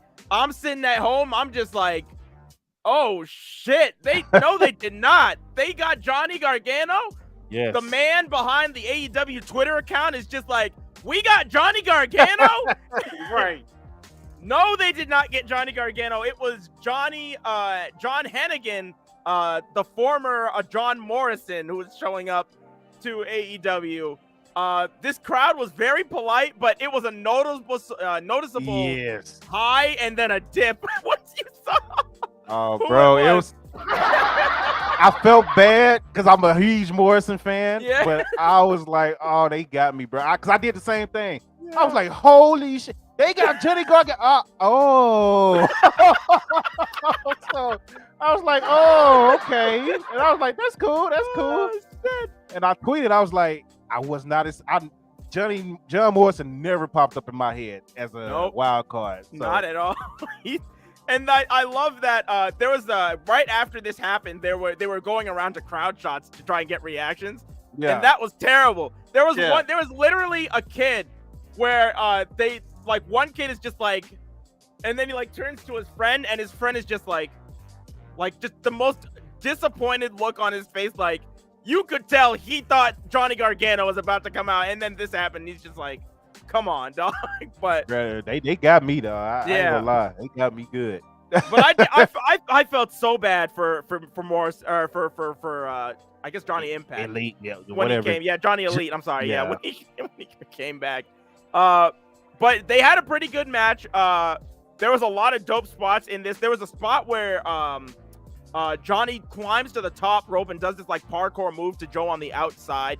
Johnny looked really good in his first match on Dynamite, but Joe ended up catching Johnny in the corner with a muscle buster and getting the dub, and moving on to the next round. And we would find out his opponent later on in the show. What did you think of the match? You thought Johnny looked good in that match? He looked rusty to me. I thought the match was just okay. Like Johnny looked. There was a spot that was real bad. There was a spot that he was going for a 450.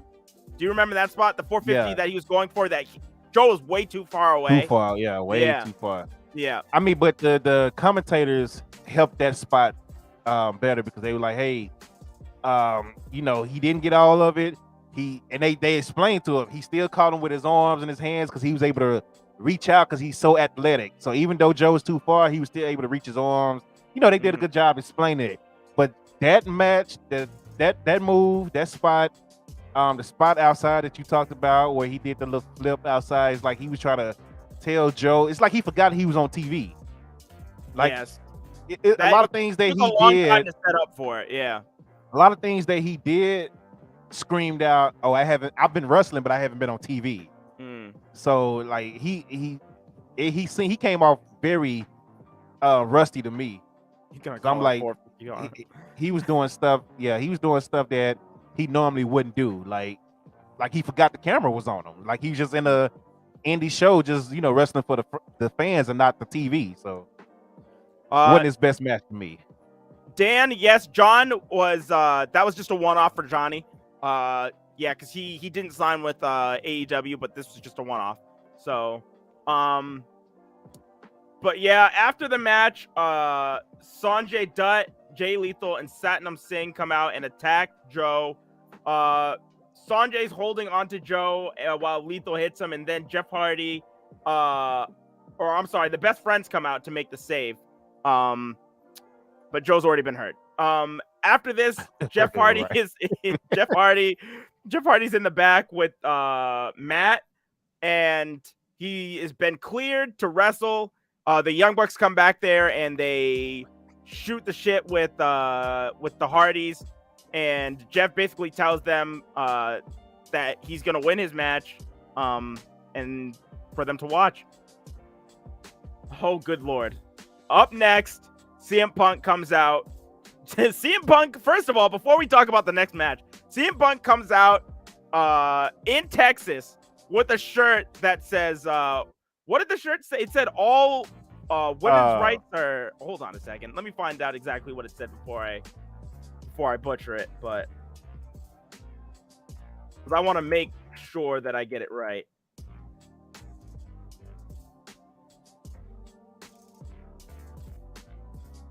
Yeah, CM Punk is a man for the other people.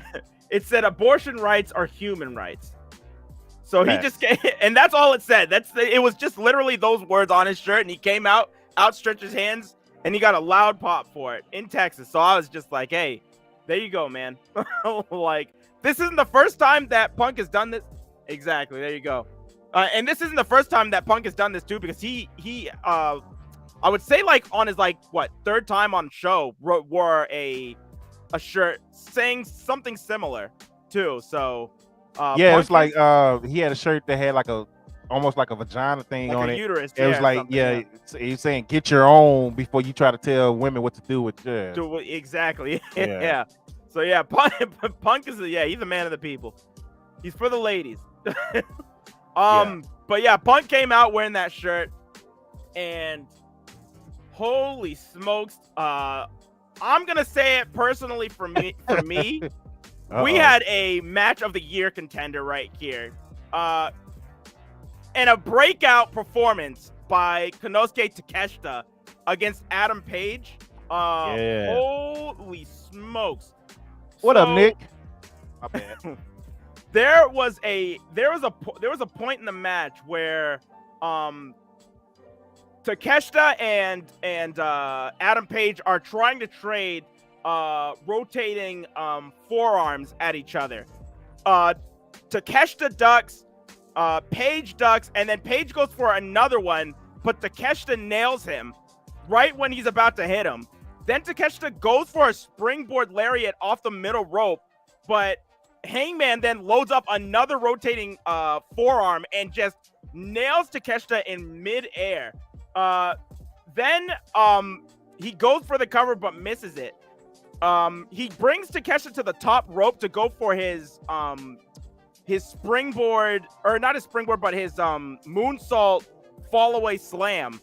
But Takeshita reverses it into a top rope lariat, and Hangman barely lands on his feet. He trips a little bit, but lands enough to charge right at Takeshita with a lariat of his own. Then he goes over the top rope for a what is it called? A buckshot lariat, nails that, and Takeshita's just like dead on his feet. He picks up Takeshita and then kills him. He looks right at CM Punk, who's at the top of the ramp, and nails him with a go to sleep. And Takeshita's out. And he gets the 1-2-3, but oh my God. This match was just phenomenal. It was a 12-minute match, and Takeshita showed why he said, Larry, what the hell? This was like a 12-minute match, but I was so happy because when I saw this last week, I was already pumped to see this match. And Takeshita showed why DDT is more than just a comedy promotion. These guys, they have people over there that wrestle seriously, and Takeshita's one of them, and he killed it. This was fantastic.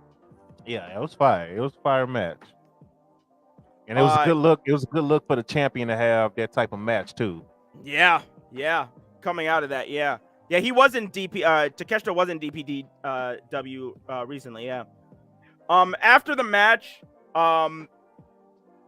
Hangman Page takes his title, and CM Punk meets him midway on the entrance ramp, and Hangman's just holding up his belt, and CM Punk is outstretching his arms, and the crowd is more so on the side of Punk.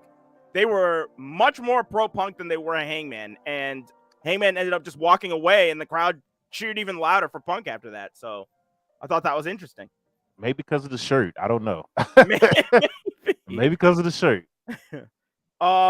Fuego comes out, or Fuego is cutting a promo, and he talks about how he's calling out the House of Black, and that he's got the Dark Order to back him up, Evil Uno and 10, and it's going to be a 6-man tag on Rampage between the 3 of them against the House of Black. Death Wish. Oh shoot. Up next we had Keith Lee and Isaiah Swerve Strickland, excuse me, every time I say that, against the Workhorsemen. These guys are a great tag team, but it was not their jobs to be a great tag team tonight. It was to put these two over, and they did so. Goodness gracious, this mushroom salt power bomb combo that Keith Lee and Swerve do is insane. It was fantastic. I've seen them do it on the independent scene, but this is crazy. Good Lord. They won the match. After this, Keith Lee cuts a promo on basically why they're in the top 5. After that win, they are now in the top 5, and that they should get their title shot. Mm-hmm. That's when Ricky Starks and Hobbs come out. Then that's when the tag champions come out. At this point, I was literally talking to my boy, and I was like, bro, when the hell did this turn into a WWE segment? Bruh, that was the first thing that came into my mind. I'm just like, hey, what up, Alice?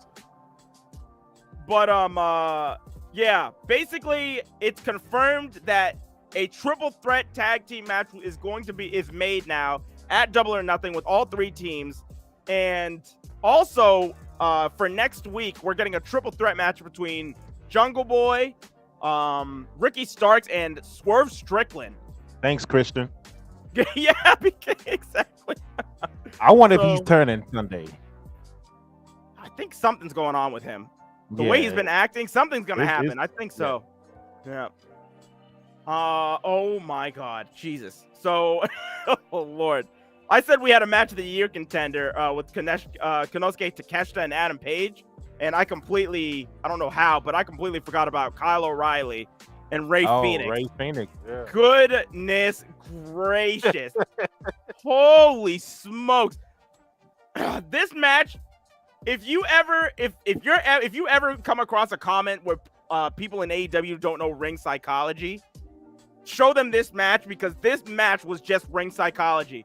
This entire match was Kyle O'Reilly working on the arm of the arms and the legs of Rey Fénix, and Rey Fénix just kicking the shit out of Kyle O'Reilly's face, Bruh. for the And entire chopping match. them too. Yeah, like You don't understand how people like the Jungle Express? Huh?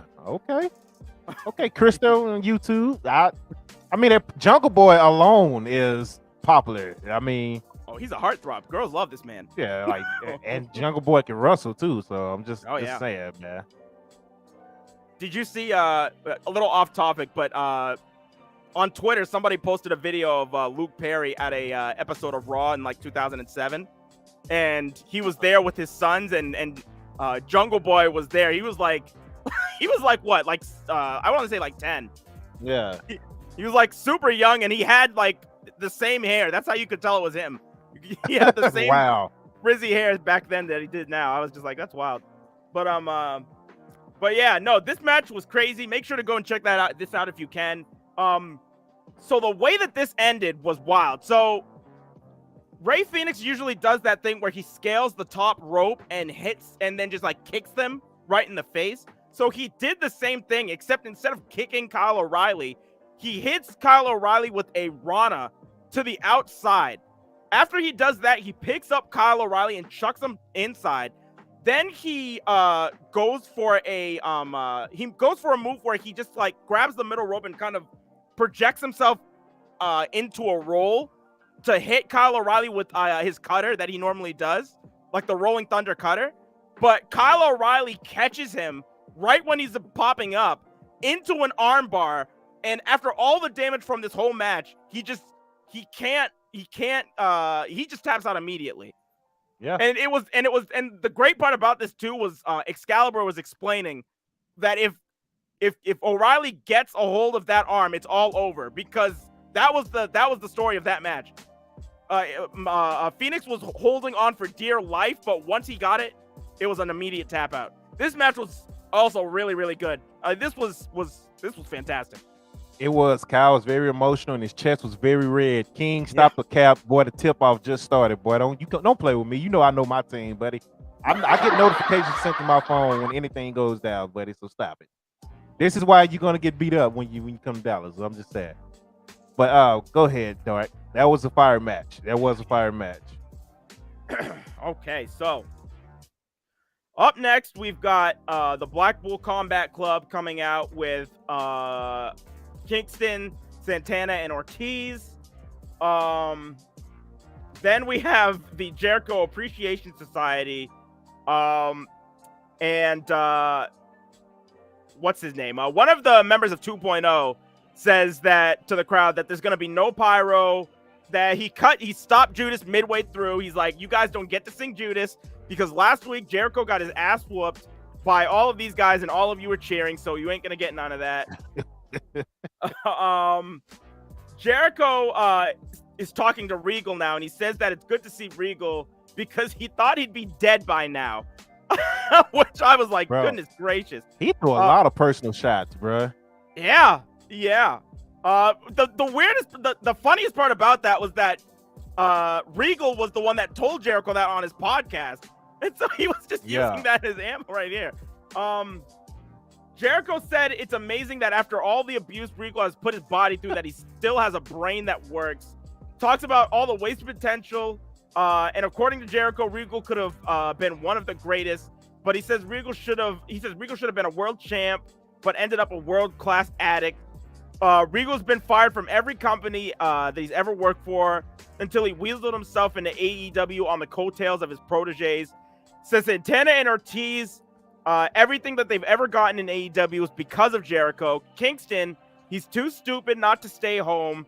And then there's Bryan Danielson, who's squeaky clean. Who's a squeaky clean nerd. But if he sticks with this group long enough, he'll be chugging whiskey and what does he call it? Bisco discus, or no, Disco Something like- Biscuits. I'm sorry. Yeah. He said Disco Biscuits, and eventually we'll have to join the program with Moxley. Just like, goodness gracious. Shots fired. He said it's a royal flush of losers. Jericho's advice to Regal is to stay home because if he doesn't, he'll throw a fireball in his face because he's a wizard. This guy, man. This fucking Jericho killed that promo. He did.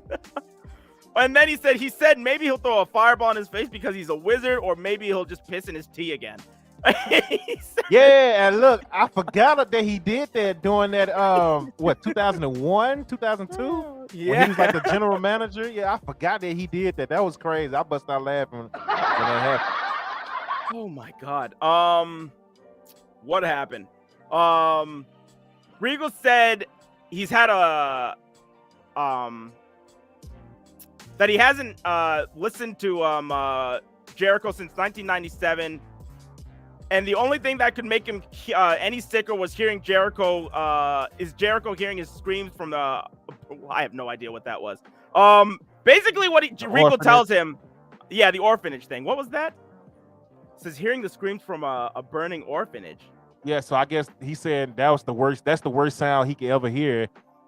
And the only thing that's up there with that sound is Jericho's voice. Oh, okay. Jesus Christ. So yeah.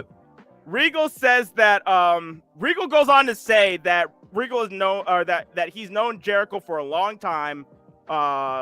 They've had a long career together, and he said anytime that he's been on a show with Jericho, that he snuck into his locker and shoved Jericho's toothbrush up his ass. Bro, who was that? Who was that behind him with a toothbrush behind Regal when he said that? Was that Kingston holding up a toothbrush? I don't know. I'd have to go and watch the promo back. Somebody literally held up a toothbrush behind Regal. I was like, why they got a toothbrush in the ring, bro? It was it was funny. Jericho or Daniel Garcia takes the mic from Jericho and he's just like, that's disgusting. Genki says that was Eddie. Eddie was holding up the toothbrush. Daniel Garcia takes the mic and he says, that's disgusting. And that's when Regal says that he did it to Daniel Garcia last week. Jericho tries to challenge them to Stadium Stampede. He gets Stam out, and the crowd is fully behind this. They are like cheering their ass off, and then Moxley cuts him off and says that we aren't doing any of that sports entertainment shit. And then the crowd is just like, yeah, no, we didn't want it. Yeah, Moxley. Right. I was like, what? Moxley says that we're not doing that, but we'll have a match 5-on-5. Call it pro wrestling versus sports entertainment. Call it anarchy in the arena. But what they're gonna have is a fight. Jericho brings up the past between all of them. Brings up all these like scathing remarks that they've said to each other. Kingston grabs the mic and says he doesn't give a shit about any of that and that he wants to fight now. Jericho, the Jericho Appreciation Society takes they start talking to each other as Kingston but then they leave. Kingston wants to go and follow them, but Danielson gets in the way, and that's when these two get into a shoving match with at least the rest of the team pulling them apart. So we're going into the show next Wednesday with them not being able to get along. Dope. Can they coexist? Yes, sir. Can they coexist? They're bringing it to AEW. Can they coexist? Thanks, Jericho and the sports entertainers. Sports. Up next, we had the Dr. Britt Baker comes out. It's for the Owen Hart Foundation Women's Tournament match. She's in the ring, and we're waiting on the second Joker of the night. Now, earlier in the night, so I was hoping that it was going to be Ember Moon or Athena, excuse me, but she had got on Twitch. So that was pretty much a no-go. So the music starts playing. We see the skulls on the screen, and it's Maki Ito. And as soon as she came out, my first reaction was Sunday is going to be interesting. That was my very first reaction. So, Dope, what was your reaction to the simp queen, Maki Ito, coming out for her match against Britt Baker? I rolled my eyes. Y'all already know I'm not a huge fan after her first performance on AEW during the pandemic era. I rolled my eyes. Y'all know why. We used to play it on the stream all the time. It used to be almost an intro, basically. So yeah, that's where I'm at with that. Maki Ito came in, had a quick match with Baker. I'll say this, after Maki Ito and after I saw that Maki Ito and Johnny Elite were the two competitors coming in, it was very obvious to me that they didn't want anybody special. They just wanted two bodies that could be somewhat of a nice surprise for the fans, but could also just be a nice that would be like a good match, but just be like a nice easy ride for the people that they really wanted to push. Yeah. And that's basically what this was. Dr. Britt was gonna get the win. We all knew it. It was a nice, fun match, but Britt Baker ended up getting the dub. I enjoyed it. I thought it was good. I like Maki Ito, so it was a good match. Yeah, I just didn't. I just don't care for Maki Ito like that. I mean, she's cool, but I ain't saying. Yeah, I'm just like whatever. There was actually a dude in the front row, and he was who I imagined you would be if you were front row at an AEW show when Maki Ito came out. Yeah. After this match, Toni Storm comes out at the entrance ramp, and that will be the next match. No, is that the next match? That's the next match. Toni Storm and Britt Baker. Yeah. They talked about it Friday. Damn. Yeah, that's gonna be interesting. So up next, Tony Schiavone is in the ring, talking about celebrating 3 years of Dynamite. And Serena Deeb comes out and says she's not happy because last week Tony Schiavone predicted that Deeb would not beat Thunder Rosa. She also goes on to state that Dustin Rhodes said the same thing, so she calls out Dustin. Dustin comes out and she asks him why she said that, and he says, "You can't even tell me to my face because you don't have the balls." And she basically cuts a really awesome promo about her time in the WWE and how she shaped her head for the company, how she gave herself breast enhancements for...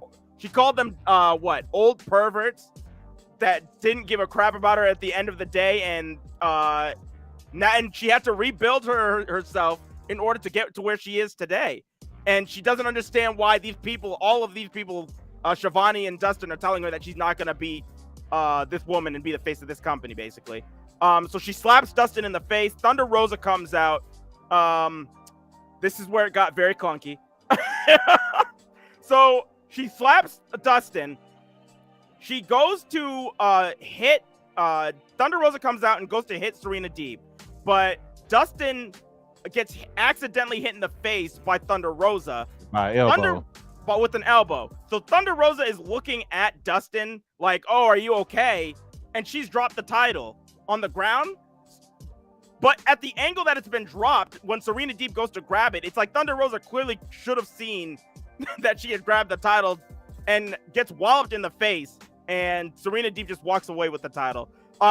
I thought up until the end, I thought this promo was actually really good. I really enjoyed it. I liked everything that Serena Deeb had to say. I thought she cut a really good promo. But I just thought the ending was a little bit clunky. That's all.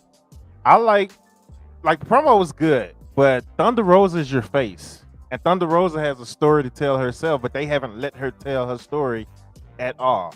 So it's like you got Serena, who is the heel, coming out, and she's like getting this reaction. And if you talk bad about what your time at WWE in front of AEW crowd, they're gonna feel sympathetic for you, and they're gonna get on your side while you saying these things. And they could have saved that Serena promo for whenever they decide to turn her face later on.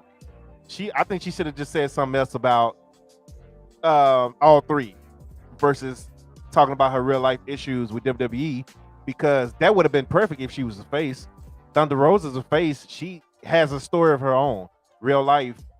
And they haven't let her tell it at all. Like, and she's only had one match since winning the title, and that was at Battle of the Belts versus Nyla. I mean, Nyla Rose. Yeah. So it's like I don't like. It's giving me Big E vibes, and actually, Big E was actually booked better than what Thunder Rosa is being booked right now, as far as champion versus champion. I didn't. It was cool that she had the story to tell, but I feel like they could have held off on that and let Thunder Rosa be the one get that crowd sympathy from her story. So that's just me. The chase has definitely been better. The build-up has been better than the actual reign. We are just starting it, so hopefully. But that part, I do agree with you because it's just like every time she's like, what is it? Like week 1 when she had the title, she came out for an interview with Tony Schiavone to give a speech, which was immediately interrupted by Vicky. Right. And then after that, like she's always been getting beaten down by somebody, so she's never really had time to talk or anything. You know what I mean? Like I do agree that she needs to establish herself more as a champion, be given more time. Because I don't know, like it compare her to Jade Cargill. You know, right now the champion A and champion B, and I like champion B seems way more important and way bigger in status than Thunder Rosa right now, and that shouldn't be the case. But we still have time. We'll have to see where it goes. But for right now, yeah, they have some work to do with Thunder Rosa. I agree. Right.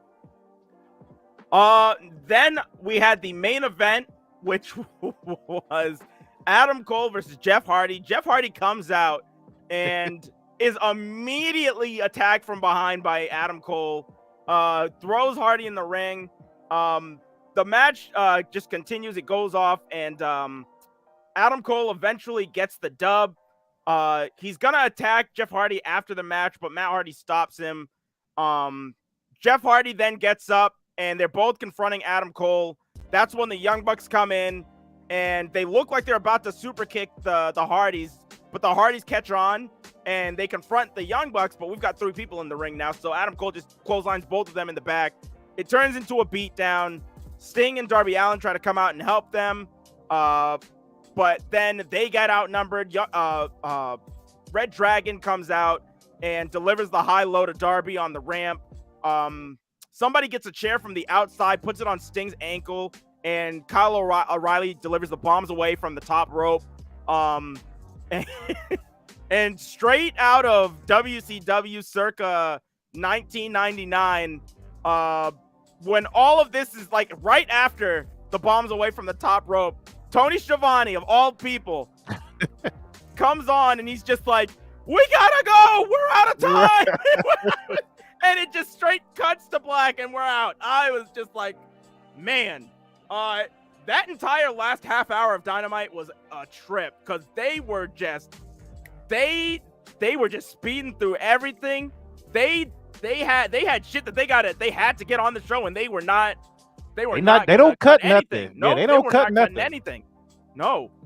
So, yeah. I've been feeling bad for like the main events because I'm like, they still got this and this to go. That's why they did the attack on Jeff Hardy, because they had to cut the entrance short to get the match out. So yeah. I think I'm thinking that this maybe what is it called? I'm thinking maybe that segment between what is it called? The Blackpool Club and the Jericho's Appreciation Society might have went a little too long. But if that's the case, then I mean, man, I don't know. Yeah, they gotta figure something out. It's like they're writing shows for 3 hours and Raw is writing shows for 2 hours. Yeah. They need to switch it up. But yeah, the main events is, they've been getting rushed the last 4 or 5 weeks now. So I kind of been feeling bad for them trying to rush all their stuff in, because the main events are good main events. They just have to, you can tell, but everybody can tell that they're rushing. But this pay-per-view is going to be long as hell Sunday. I can't believe that's Sunday, man. It's gonna feel like a WrestleMania, because I mean, you know how they do the pay-per-views. Pay-per-views be long as hell because it's pay-per-view. It's not TV time limited. They're gonna do everything they want to do and take the time they need for every single match. So, and it's a lot of matches. Yeah, it's gonna be a long night next Sunday. I'm glad I'm off work next Monday because I ain't got to worry about it. So, oh shit. But yeah, Dynamite was a good show, man. As always, I ain't had no problem with it. Did you talk about Warlord not selling those back shots? Yes. So I forgot about that. So yeah. So MJF comes out and he's ready to give Wardlow his 10 belt strap shots to his back. So Wardlow comes out. He's shirtless. He's just got his pants on, and he's being dragged out by security. He gets into the ring, and MJF hits Wardlow the first time. Wardlow is like a stone mountain. He doesn't even move. This guy just stands still. MJF hits him a second time. Doesn't move. A third time. Doesn't move.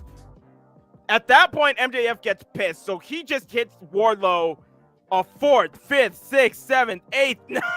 Like, he just uses 5 right in a row, and Wardlow no-sells every single one that he has. Once he gets to the 8 strap shot, what's his name? Shawn Spears is talking to him in the corner, making him chill out. Yeah, telling him to just to calm down.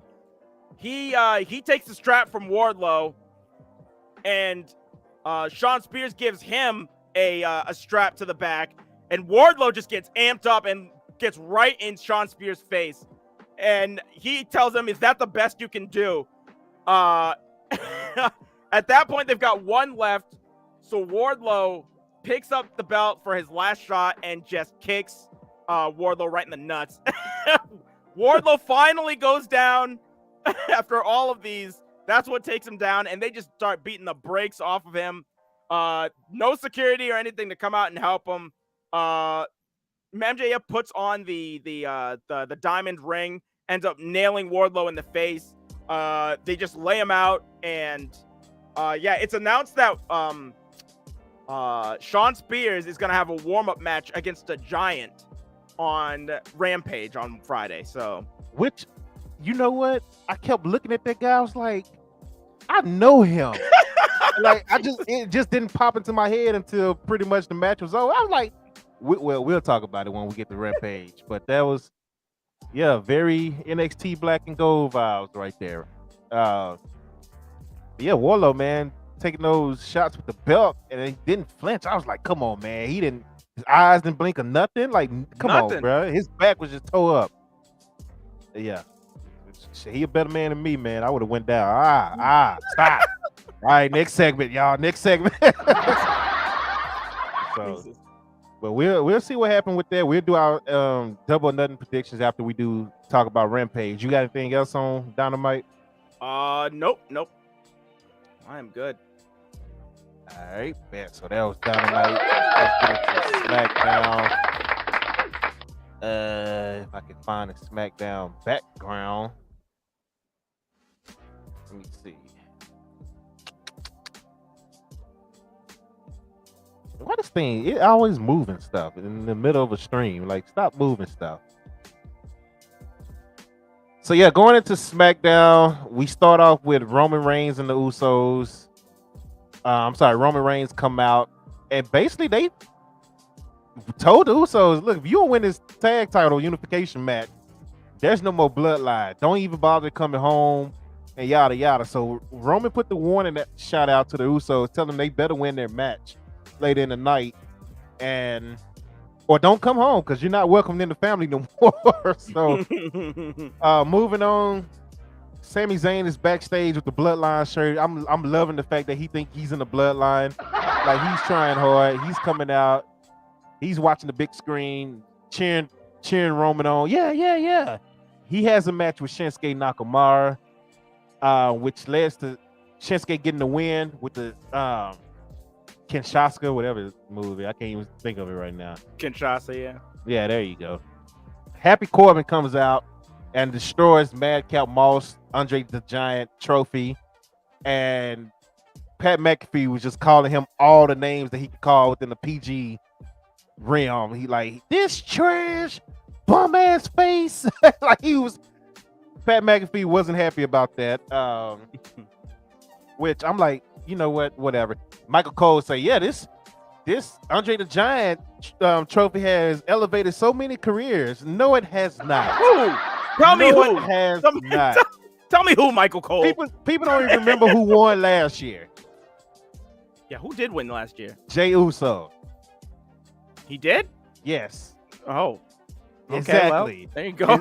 Point proven. People don't even remember that. Jey Uso won. I honestly didn't. That's okay. So I can promise you that next year, come WrestleMania time, I will not remember that. What's his name? Madcap Moss. Yeah. This is actually the longest they probably did a storyline with it since the very first winner, which Cesaro was. Because after Jay won, they never talked about it again. It was it. He didn't bring it out or nothing. Like, bruh, what was the point? So, Gunther defeated Drew Gulak and then attacked him after the match. And Ricochet came to help Drew out. You know, I thought he was gonna run him off. Gunther just casually got up and left the ring. Like, all right, Ricochet's here. Bye. So, little disrespectful. So it looks like they're gonna be setting up a match between Gunther and Ricochet, which I can't wait to see. And hopefully Ricochet can defend his title, but I doubt that he will when he does go up against Gunther, Walter. So we'll see. RK Bro is backstage explaining why they have the advantage over the Usos in the unification match. Yada yada really don't mean nothing. We did a couple of video packages with the Usos, another video package with RK Bro. They really hyped up this match. We have I almost said Gonzalez. Raquel Rodriguez defeats Shotzi, which I was happy to see Shotzi backstage and getting into a match. And Shotzi showing some nuts like, hey, man, Aaliyah and Shotzi and Raquel getting into it like, hey, you took my opportunity versus Ronda last week. Shotzi is showing attitude, so I was happy to see Shotzi back on TV. But smiling Raquel, comes out and destroys her. So, take that. She was smiling during the match. Even Pat is talking about it like, yeah, she's smiling a lot.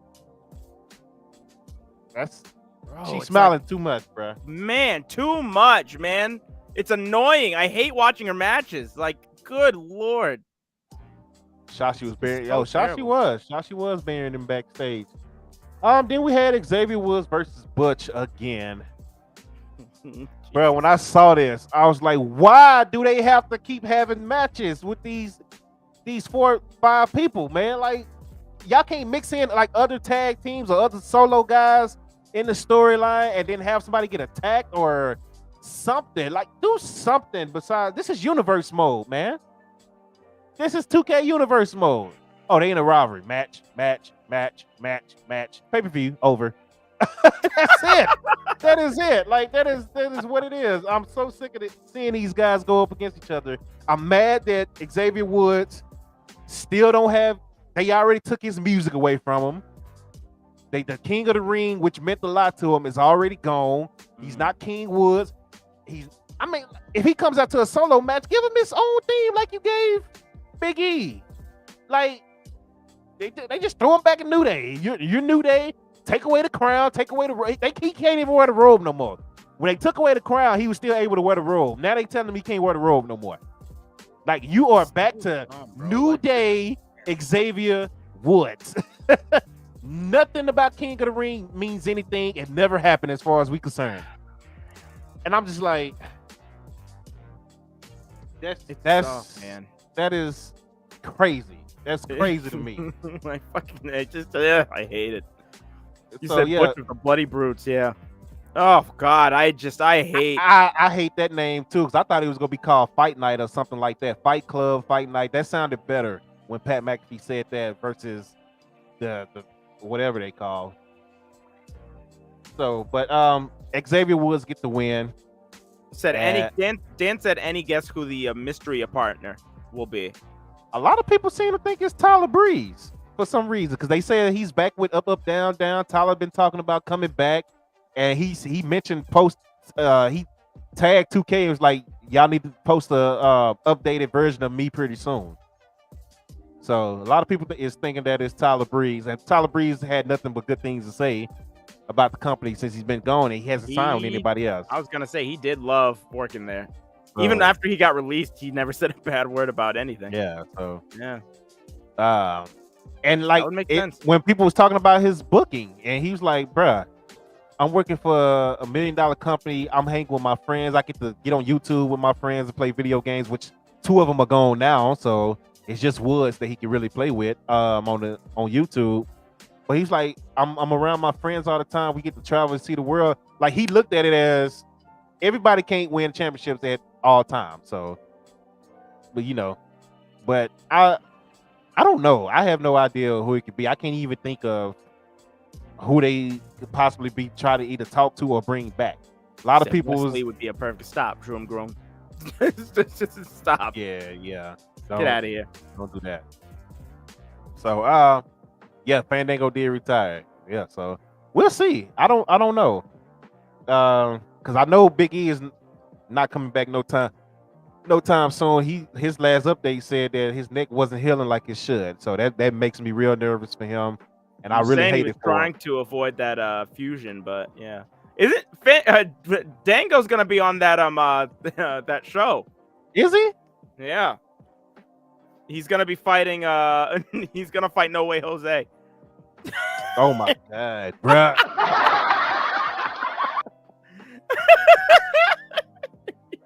I mean, they just took everybody that was fired and it was like, come on. 2019 WWE people, come on. Let's go. We got a show. We got a show.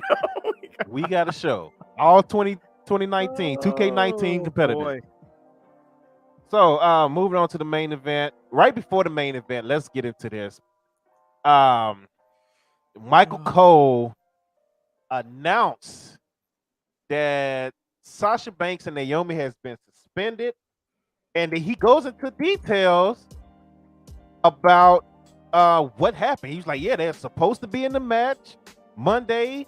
They weren't in the match. They decided to walk out and throw their titles. They let millions of fans down, and we're just like, huh?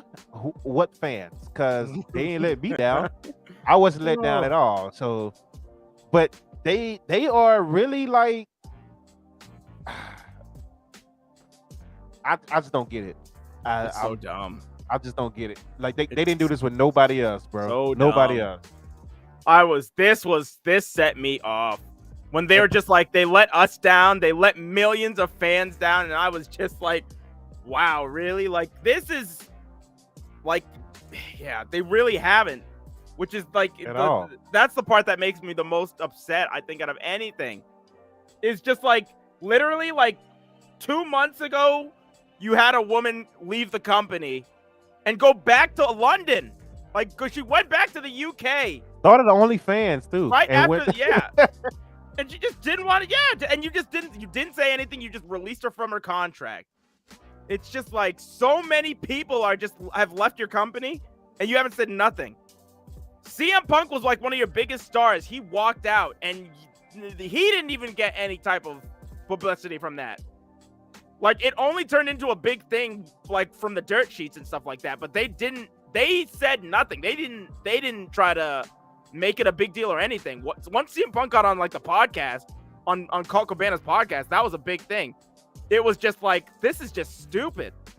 Like, good Lord, bro. Like, you guys are like, Vince just comes off as such a petty, old, pathetic fucking human being. And it makes me so upset. I hate this whole thing. It really needs to stop because it comes off terrible for them. This is such a disgusting business practice just to try and keep your talent in line. And it doesn't look good. It looks terrible. Push, I agree too. Yeah, seeing Sasha at that Steve Aoki concert was awesome. I loved that. Sasha was, for people that don't know, Sasha this week, I think it was during SmackDown last night. Yeah. Sasha was at a Steve Aoki concert on camera, just dancing with him in the DJ booth. Like, just didn't care. I was like, there you fucking go. It's oh man, like Alice, goodness I don't, gracious. I don't, I don't think they're coming back no time soon. Like Eh, one guy called in on Busted Open, and it was like, "Hey man, I wonder if they're trying to work us, and this will be a way to like turn Naomi heel and put her in the bloodline." I was like, I don't think this is a work. Even Mark Henry just like shut it down Saturday. He was like, people think this is a work. He was like, no. He's like, I know that family personally. He's talking about the Usos. He went into stories, which he said something I never knew. Mark Henry, did you know Mark Henry is the one that came up with the Too Cool dance? oh shit, really? Mark Henry is the one that choreographed that. Because he said Wow. they can't. He used to be Rikishi's young boy, which was, I'm the young talent that's learning from the older talent. And in the process of that, I was pretty much his water boy as well. Hey, go get this for me, go get that. He's like, me and that family are real good. And he's like, we're real close. Like, I've talked to them. And he said, I won't go into details about how the Usos feel because they're still, working. But he was like, that's the family feels disrespected and talking to the other family members. Because he was like, Naomi is part of that family. And he was like, it's not a work. He was like, I asked. And he, like, they were like, no, she's pissed. Sasha is pissed. Rightfully so. So, and he was like, what they're doing is just absolute trash. Mark Henry went off. He was like, that was some bullshit. So, because he was like, you're doing this and you're making these guys look bad. And for what? When you had other people that did way worse than what these two did. Like, Mark Henry was not happy at all. And I agreed with every single thing he said. And Lizard brought it up too. Like, I forgot about this too, but Keith Lee. No, I was gonna say the Keith Lee thing. Yeah, Jesus. No, I was gonna say. So also on Friday, they also removed all of their merchandise from shop.com. So they have no way of making any type of money from this company. It's like, really? Like, good Lord. The Jeff Hardy thing, whoever mentioned that too. Jeff Hardy literally left mid-match. In the match, bruh. Like, what in the hell? Tony left in a mix of a title feud with Charlotte and Sasha. And was like, I'm done. It said I'm not coming back. Literally said I'm not coming back. How is this? Why is this specific scenario a problem? After they've been given such, like, they've been working over all of this stuff. They've been working and they've been doing all this stuff. The thing, oh God, the problem with this too is just like, none of this had to be a big deal. Dope. At all. Sasha and Naomi could have just left, and it would have just been like, oh, well, we're crowning new champions today. Could have been it. That could have been it. That's it. Like, bro, they're going into details of what happened, which is crazy. They never do that. They never do that. Even when Austin left, somebody posted a video of The Rock cutting his promo on Austin when Austin left. Dude, that's completely different. It's completely different because, one, The Rock wasn't scripted to say anything. The Rock was legit upset that one of his best friends left the company and he didn't even know why. And he was legit upset. Second, it was part of a storyline. They had The Rock cut a promo as part of a storyline to basically show why The Rock came back early and all of a sudden he's in the title picture when Stone Cold was supposed to be there. So that's another thing. There was a storyline that came out of it, which is why The Rock agreed to do it, because he was like, all right, if it's part of a storyline, let's make a storyline out of it. And then The Rock was gone anyway, like shortly after. So, and then now you got Cena cutting the same promos on The Rock. And now you got Roman and everybody else cutting the same promos on Cena. Like, people leave, bro. It happens all the time. So even with the Austin thing, which, good try. You tried it. It was a good try. But no, it's completely two different situations. The Rock cut a personal promo because he was hurt. He said it in plenty of interviews and stuff that he was legit mad at Stone Cold himself. That wasn't Vince telling him to do that. He was mad. So Dwayne Johnson was mad at Steve Wilson, whatever his real last name is. I think it's Wilson. So yeah, and he's been on record saying that. So, but Rob asked, what does suspended indefinitely mean? That just mean they're suspended until they decide to either work something out or decide to bring him back or decide to fire him. And so I was on Twitter and I found out that there was a way to so YouTube a while back they got rid of the dislike thing, but there's a way, there's a thing on Google Chrome where you can, an extension that you can add on Google Chrome where it'll show you the number of dislikes again on YouTube. So I downloaded that. At the time that I downloaded that back, and I went to look back at that video of Michael Cole issuing the apology, or on behalf of Sasha and Naomi, that video was at 22,000 dislikes. Now it's currently at 32,000 dislikes. So and that was like what, 2 days ago that I posted that. So yeah, like they let us down. Yeah, you're right. Oh yeah, right. Jesus. Oh my God. They let us down. We're so hurt. God. It's just like, come on, man. Like, these guys are delusional. And that's like the thing too. Like, Vince thinks that he can say this and it'll be gospel to everybody watching it. And it is to the drones that are watching it that are gonna blindly defend it regardless. But like, to the smart people watching this show, it's like, no, they're fucking standing up for themselves. And rightfully so, because and just not the women in general. It wasn't just that. They act like Sasha just said, "Oh, I need to win or I'm out." No, bro, they were literally trying to build a women's division. Yeah, which is like, and the other thing too. They said that Sasha and Naomi didn't want to work with the other workers because they were unsafe. Not true. You had Piper Niven. I was gonna say you had Piper Niven and Nikki ASH. Both had worked in indie promotions in around Europe for years, and both have worked in the past in Stardom, both of them.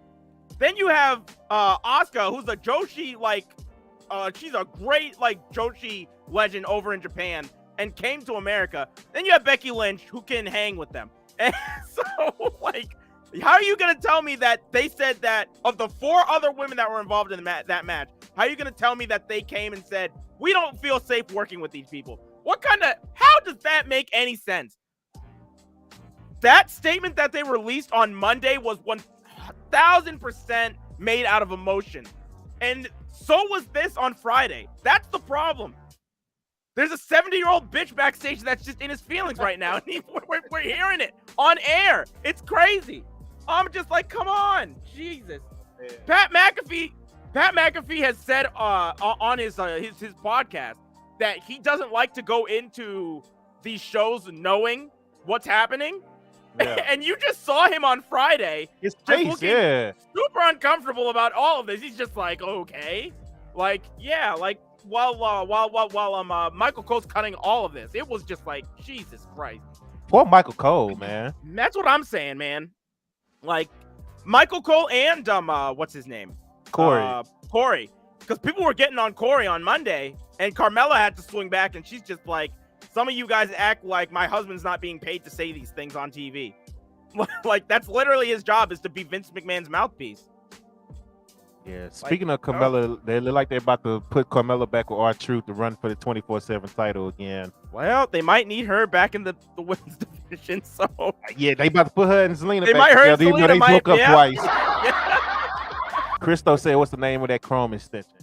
Oh, hold on a second. Let me find it for you guys real quick.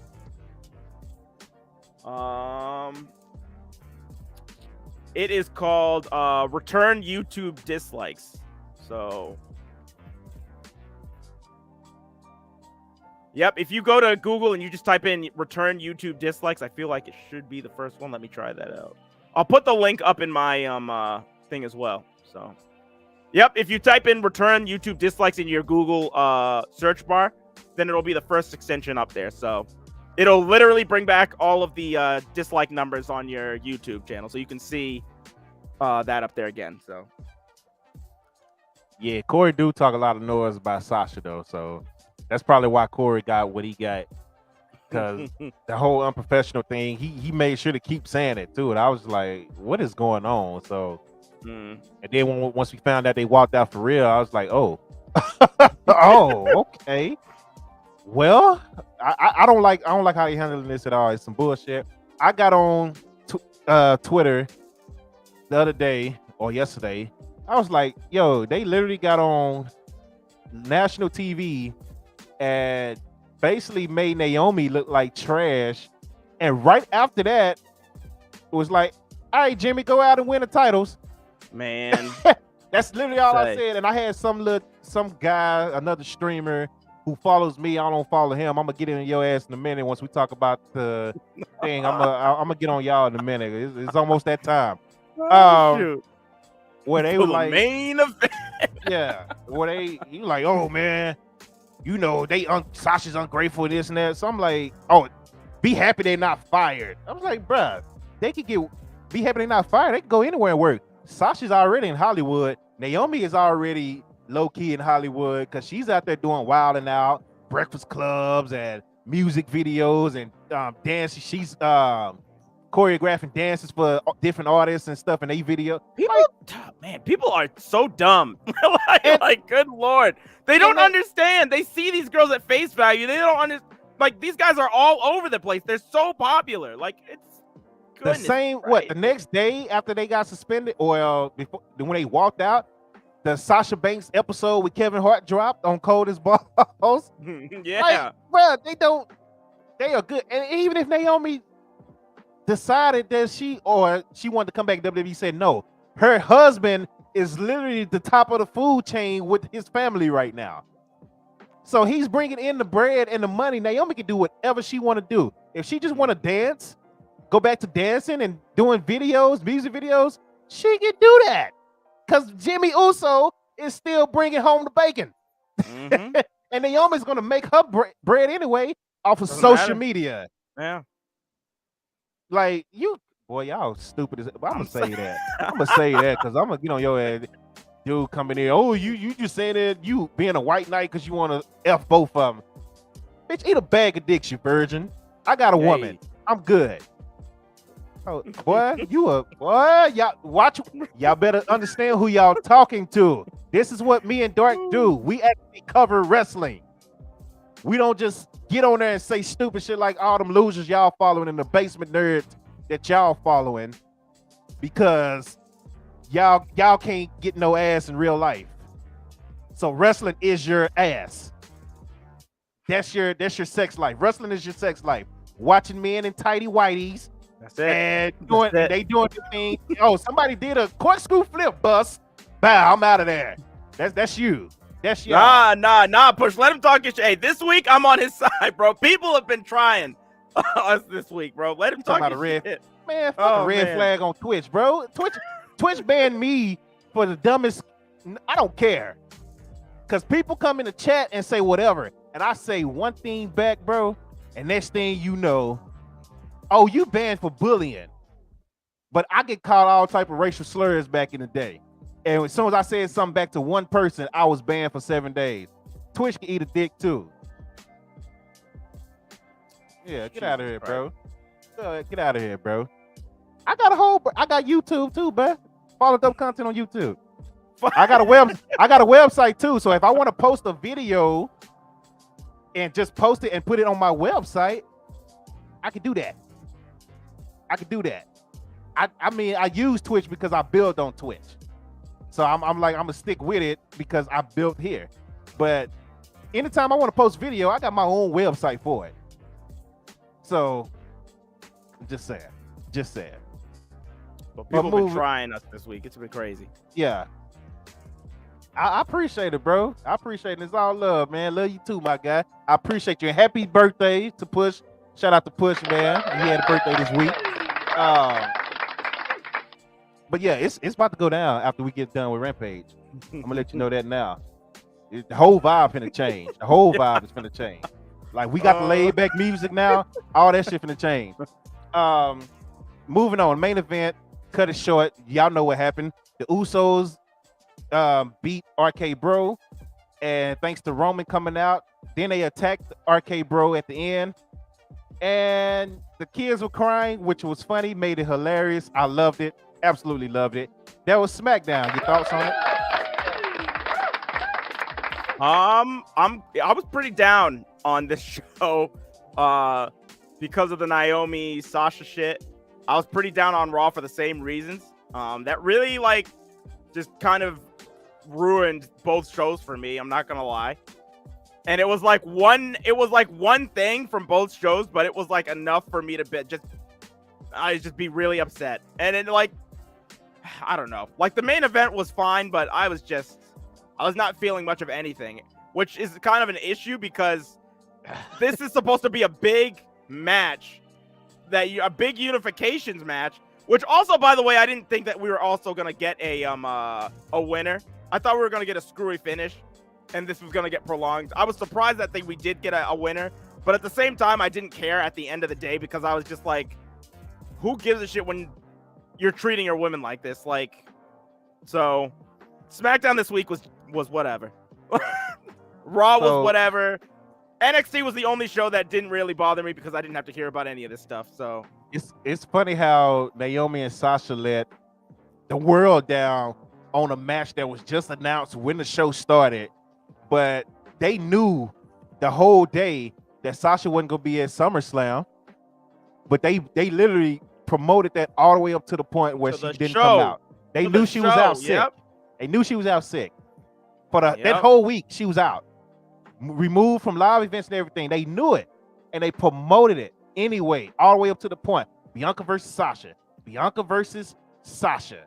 Bianca versus Sasha. So then Becky comes out. So everybody thinks, okay, at least we're gonna get a fire match between Becky and Bianca. 26 seconds. But hey, Sasha and Naomi let the world down. Let's talk about the build up for a month for WrestleMania Backlash. The tag match we just got through talking about. That was supposed to happen at WrestleMania Backlash. Built up for a month, and it didn't happen last minute. But hey, Sasha and Naomi let the world down. Let's talk about how stupid it was for Roman to send the Usos after them, just for the six-man match to happen. And then after that, Randy Orton and Riddle had to call them out for the match to even happen. We saw the same build. We saw the same build like a week after, or just the day after Backlash. It was just like Rated RKO comes out and they're just like, we want to challenge the Usos to a undisputed tag team match. It's like what?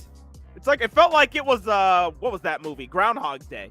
I felt like I was reliving the same episode of Raw all over again, seeing this exact same thing play out that I had seen a month a month prior. Yeah, it was crazy, bro. Like this. Oh man. Yeah. So that's SmackDown. Let's get into Rampage, and we do our double or nothing predictions. Then it's on and popping from there. All right, we've got Rampage. Started off with the House of Black against Evil Uno, 10, and Fuego del Sol. This was a pretty good match, but it ended with Uno, Sol, and 10 just getting annihilated by the House of Black. At the end, Brody King gave Uno the Gonzo Bomb, which looks crazy. I messed up a little bit because 10's Uno's, foot was a little too close to the ropes, but I think Jericho did a really good job kind of trying to clean it up a little bit by saying that he pulled Brody his foot back, was trying to hold his foot back, and all that stuff. So wasn't too terrible. And then at the end, you had Death Triangle come out. Penta was next to the grave, and he took off of a cover that said Death Triangle, Double or Nothing. So we're gonna get a 6-man tag match. I kind of wish that this was for a title. I'm not gonna lie, because we need these titles like yesterday. Yeah, he says. They coming. Tony said they've been made for a while, so they coming. That's what he said. Spears comes out for his match against a giant. And when Spears is in the ring, the giant comes out. It's Big Damo, the former Killian Dane from NXT. So this was Dane comes out. He does all right in like the first couple seconds of the match, and quickly gets squashed by Spears. No. This man annihilated him. This was the best Spears has looked in a long time. Bro, that would never happen in NXT Black and Gold. How dare them do him like that? That's Killian Dane, damn it. And after that, Spears cuts a promo. He says that he's the giant killer and that on Wednesday, he is going to kill the giant named Wardlow. After this, we had Chris Statlander against Red Velvet for the Owen Hart tournament quarterfinal qualifier. Oof, excuse me. This was a solid match. Red Velvet got her finishing move on Chris Statlander, and it was made note of on commentary that nobody had ever kicked out of it, but Statlander is the first to do it. Statlander ends up pulling off her finishing move, or I don't think she even gets a finishing move off. I think she just ends up like getting a really deep cover on Velvet to get the dub. After the match, she's getting beat on by the baddies until Ruby Soho can come in and get the save, but the numbers games is against them, and then Anna Jay comes out, who takes Mark Sterling's what was he holding? A crutch away from him and threatens to hit Jade with it. Jade is wearing some like probably really expensive heels, so she's just kind of taking her time getting out of the ring, and Anna Jay is just in a rush, and by the time that Anna Jay is on the ring apron, Anna Jay's already just like face to face with her. So it was kind of awkward, but did what it was supposed to do. Good match. Segment after was a little bit clunky. This was the only match that I didn't get to see. I saw everything that happened afterwards, but I still need to go and watch this because this actually seems like it might be interesting, and I love Dante Martin. But Moxley and Bryan Danielson against Dante Martin and Matt Sydal. It was good. This match is fire. Do you have anything that you want to say on the match then? Because I didn't get to see it yet. No. Dante and Matt Sydal put on a good showing, but it just, and the whole time this is happening, you have Chris Jericho and William Regal on opposite sides of the table, the commentary table, just going at it the whole time. Like it was crazy. But it ended with Moxley, and you know how they do the beat downs in the center of the ring, and both of them get in, they just start beating them down. Yeah. And try not to mix up the timing of what happened. So I remember Moxley went for him and Danielson went for a move, almost like a finisher, and then Matt Sydal just came flying in and just took Danielson completely out. I was like, oh shit, wait a minute. So and then Dante Martin looked like he was about to get away from Moxley and start getting, but Mox was like, nope. Paradigm shift on your head, and you finna take this. And then Bryan Danielson got back in, grabbed Matt Sydal, and just elbowing him the whole time. He did it for like 30 to 45 seconds straight. Even after Moxley got the pin, he was just like, you could see him getting tired because he threw so many elbows. Like it went from aggressive to like, all right, I'm kind of tired now, but I'm still throwing them anyway. Man, it was crazy, bro. Oh, yeah, shoot. Matt Sydal was talking about peace and love and all that, and in wrestling, he's like, man, Mox is like, F that. We're not doing peace and love. We're doing violence. So it was violent. It was violent. And then of course they started brawl. Chris Jericho and his group came down. They started brawling. You see Hager take Danielson out the camera, like to the ring, but you never see how Danielson actually got his leg caught. You never see it. Okay, yeah. Like they disappear off camera because the camera stayed on stage with Jericho and everybody else, and Moxley and all them brawling. So you never see what happened to Danielson. They kind of cut back a little bit, and all of a sudden you just see him laying there in the ring, and then Moxley kind of hurry up and go back, like forget this brawl, like his leg is stuck. So then it went off. So Did you see the video that they released after the fact? They released AEW released a video basically showing everybody getting Brian's foot unstuck from that spot. Oh yeah. Basically it shows everything that happened. It didn't show him his foot getting stuck. It showed kind of the end of Rampage, but you could basically see Danielson talking to the referee and telling him, "Oh no, I'm okay, but just keep it going." Basically, so Danielson, like this entire week, everybody was just like, "Oh my god!" Like he looks like he's in so much pain. Like this is so terrible. And the entire week, it leads up to this like one clip where no, Danielson was never hurt. He was just doing this stuck for the camera. Yeah, so it's just like I thought that was so funny. Like Danielson was never hurt. He was just kind of playing with everybody, and they never told anybody either. They just tricked everybody. Yeah, that's crazy. But yeah, it was a good show. It's funny that they put Red Velvet with the baddies, and she's still losing solo matches. So, poor Red Velvet. But hey, whatever. Somebody got to be the Dolph Ziggler of the group. Hey, there's a world title in the future. Then there you go. Hopefully, we'll see. If they get some type of cash in briefcase or something, Feast of Fire or something like that, like Impact did. But yeah, it was a solid show, man. What else you got on it? Oh, we got to do our Double or Nothing predictions real quick. Yeah, I have that up here. So, Hookhausen versus Tony Nese, Smart Mark Sterling in the pre-show. I mean, I'm gonna just say Hookhausen. Yeah. Jade Cargill against Anna Jay in a singles match for the TBS Championship.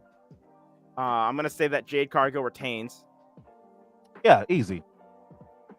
Kyle O'Reilly or Samoa Joe against Adam Cole in the men's Owen Hart tournament. So that's a two-parter. So who do you think goes on to face Adam Cole at the Owen Hart tournament? Bro, it would be funny if it was Kyle O'Reilly because they always are tied in together, but I don't think it's happening. I think it's gonna be Joe versus Adam Cole. I think yeah. Honestly, either of these is a great option for Adam Cole at Double or Nothing. Yeah. But yeah, I think we're gonna get Joe, and I think Cole's gonna win this.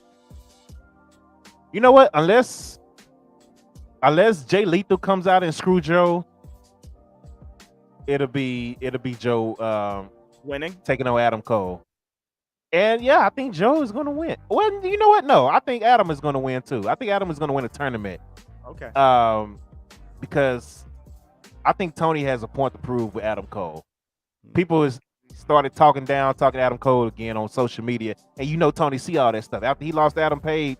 It was like, oh well, he's done. And Tony is like, nah, we got something else for him.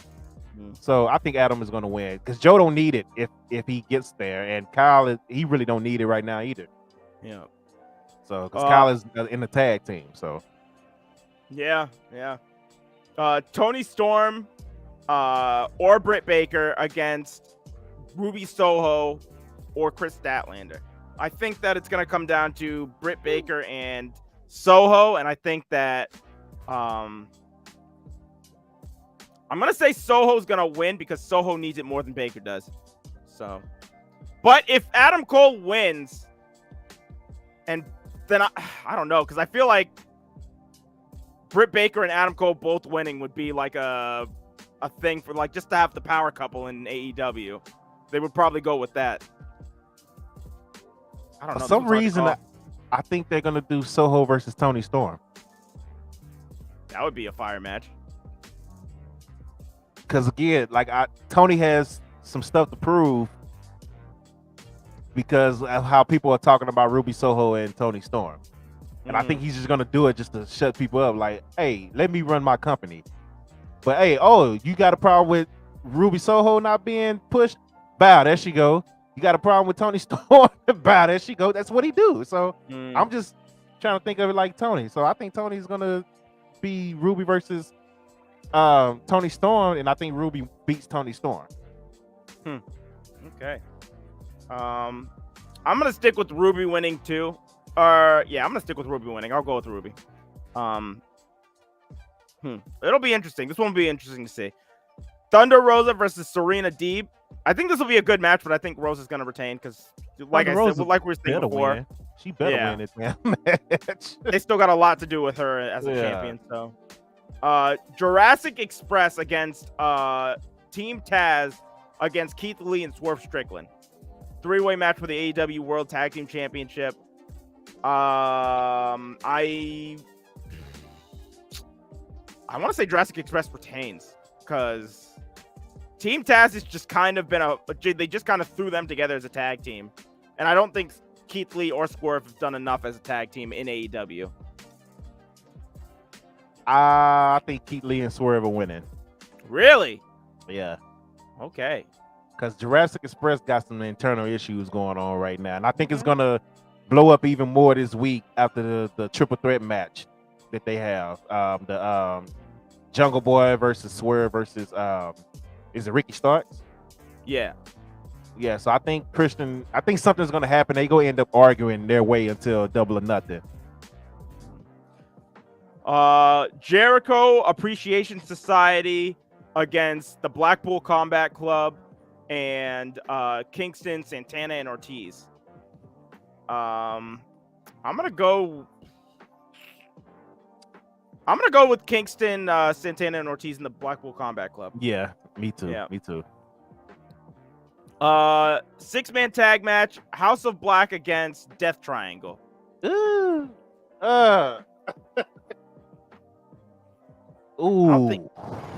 I don't think Death Triangle can afford to lose this match.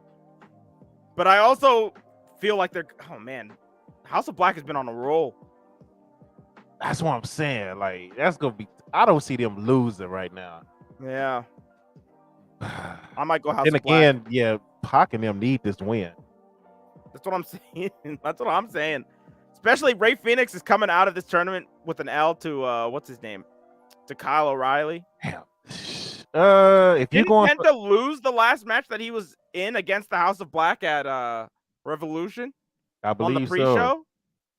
I think he did. Let me go check that out real quick. I believe he did. Yeah, well, okay. Since you going with House of Black, I'll go for Death Triangle then. Oh, damn! Yeah, they did lose. Pac and Penta both lost. Yeah, because they had Eric Redbeard as the. Oh, goodness gracious! Oh yeah, they did. Yeah, this is like almost the same match from the last show. Yeah, so I'm gonna go for Death Triangle for that reason. There. Okay, all right. Young Bucks against the Hardys in a tag team match. Didn't think that was gonna happen already, but Hardys. I'll go the Young Bucks. Just to make it interesting. MJF against Wardlow.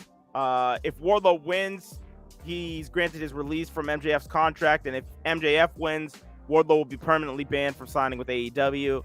I'm gonna go with Wardlow on that just because of the stipulation. Yeah, Wardlow.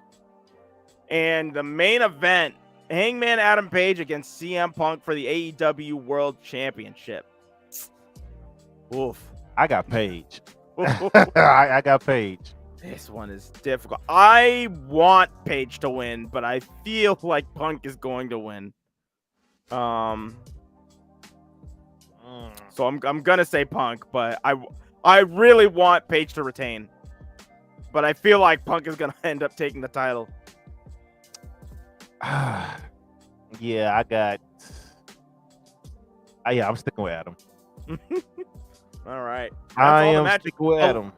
Well, that's what? That's 11 matches with one on the pre-show and 10.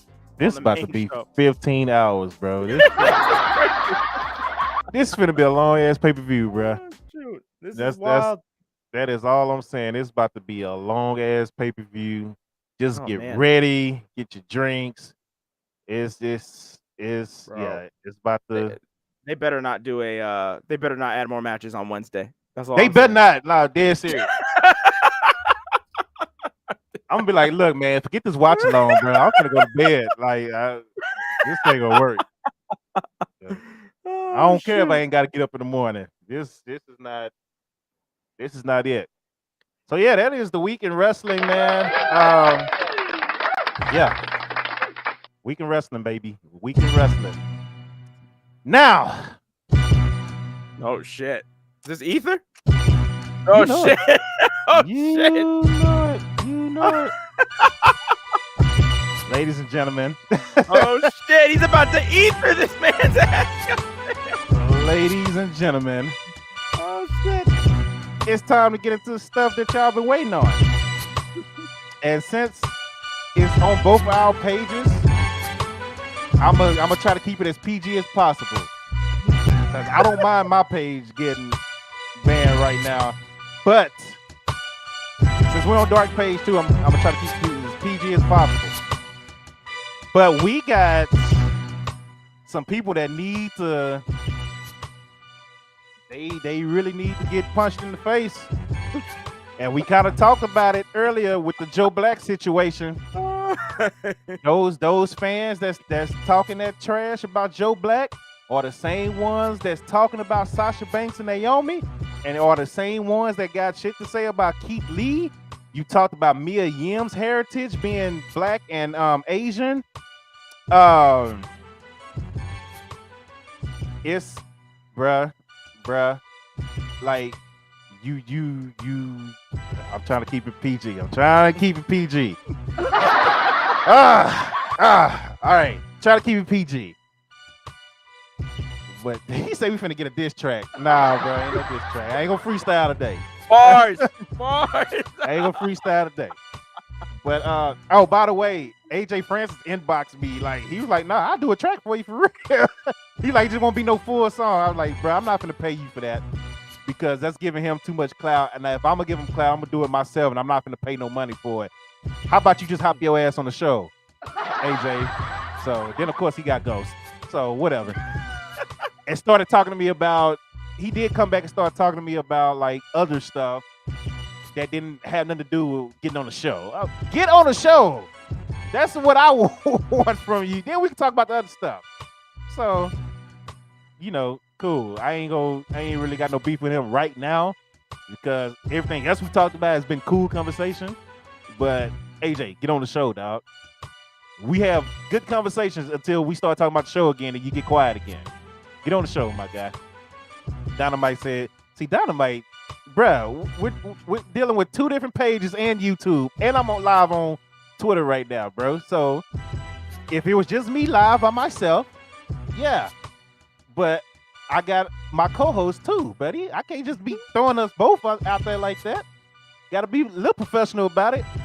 But let me see if I get this video up to start on this one guy who seemed to be an entitled dickhead who thinks everything needs to go his way and everybody needs to kiss his ass because he's partnered and, you know, with the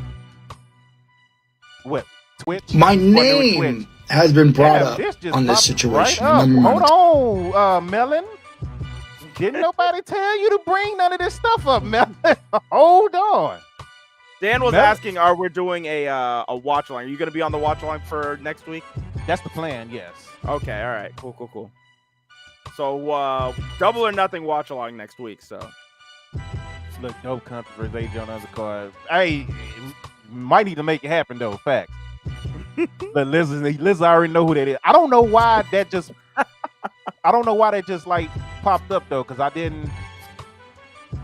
Hold on, let me try this again. That wasn't supposed to pop up yet, but we're gonna get it to Sledge. But I want to watch something else first before we get into it. All right, let me. What is Melon is too anxious right now. He's trying to bring up the other video. Hold on, Melon. We need Bagwell to do a track on. Hey, we're gonna be talking to Bagwell pretty soon too. So within the next 2-3 weeks, we will. The plan is to have Buff Bagwell on the show. I've already talked to him on the phone. Great conversation with him. Yeah. So yeah. Where is it? Let's go.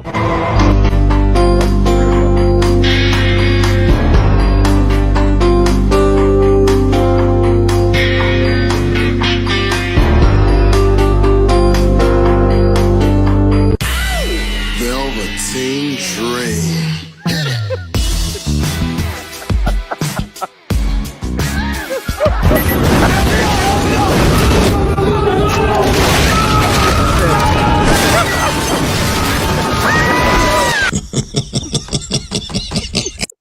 Yes, sir. Good old Velveteen Hill bitch in the building, baby.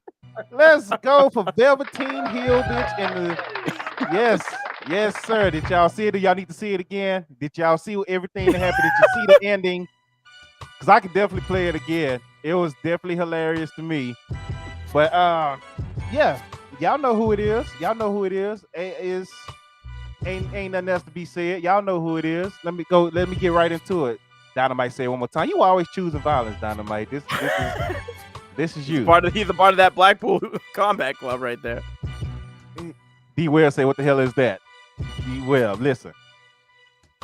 This whole point that I'm coming at this guy for is because I've never had any personal issues with him. He seems to have a personal issue with me because, and it's been like this for months. So it ain't nothing that, that's new.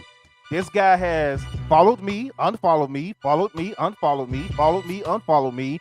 Heard he was talking noise when I did not the watch along, but the boxing thing, the Twitch sports thing, with Jay Leon and Keyshawn and Miss T and all them. Apparently he was in Discord talking noise about that, which I didn't find out to like months later. So I was like, I still didn't say nothing. Me and Dark has been turning down streamers that's been getting into it with him to avoid conflict. They've been wanting to get on our show.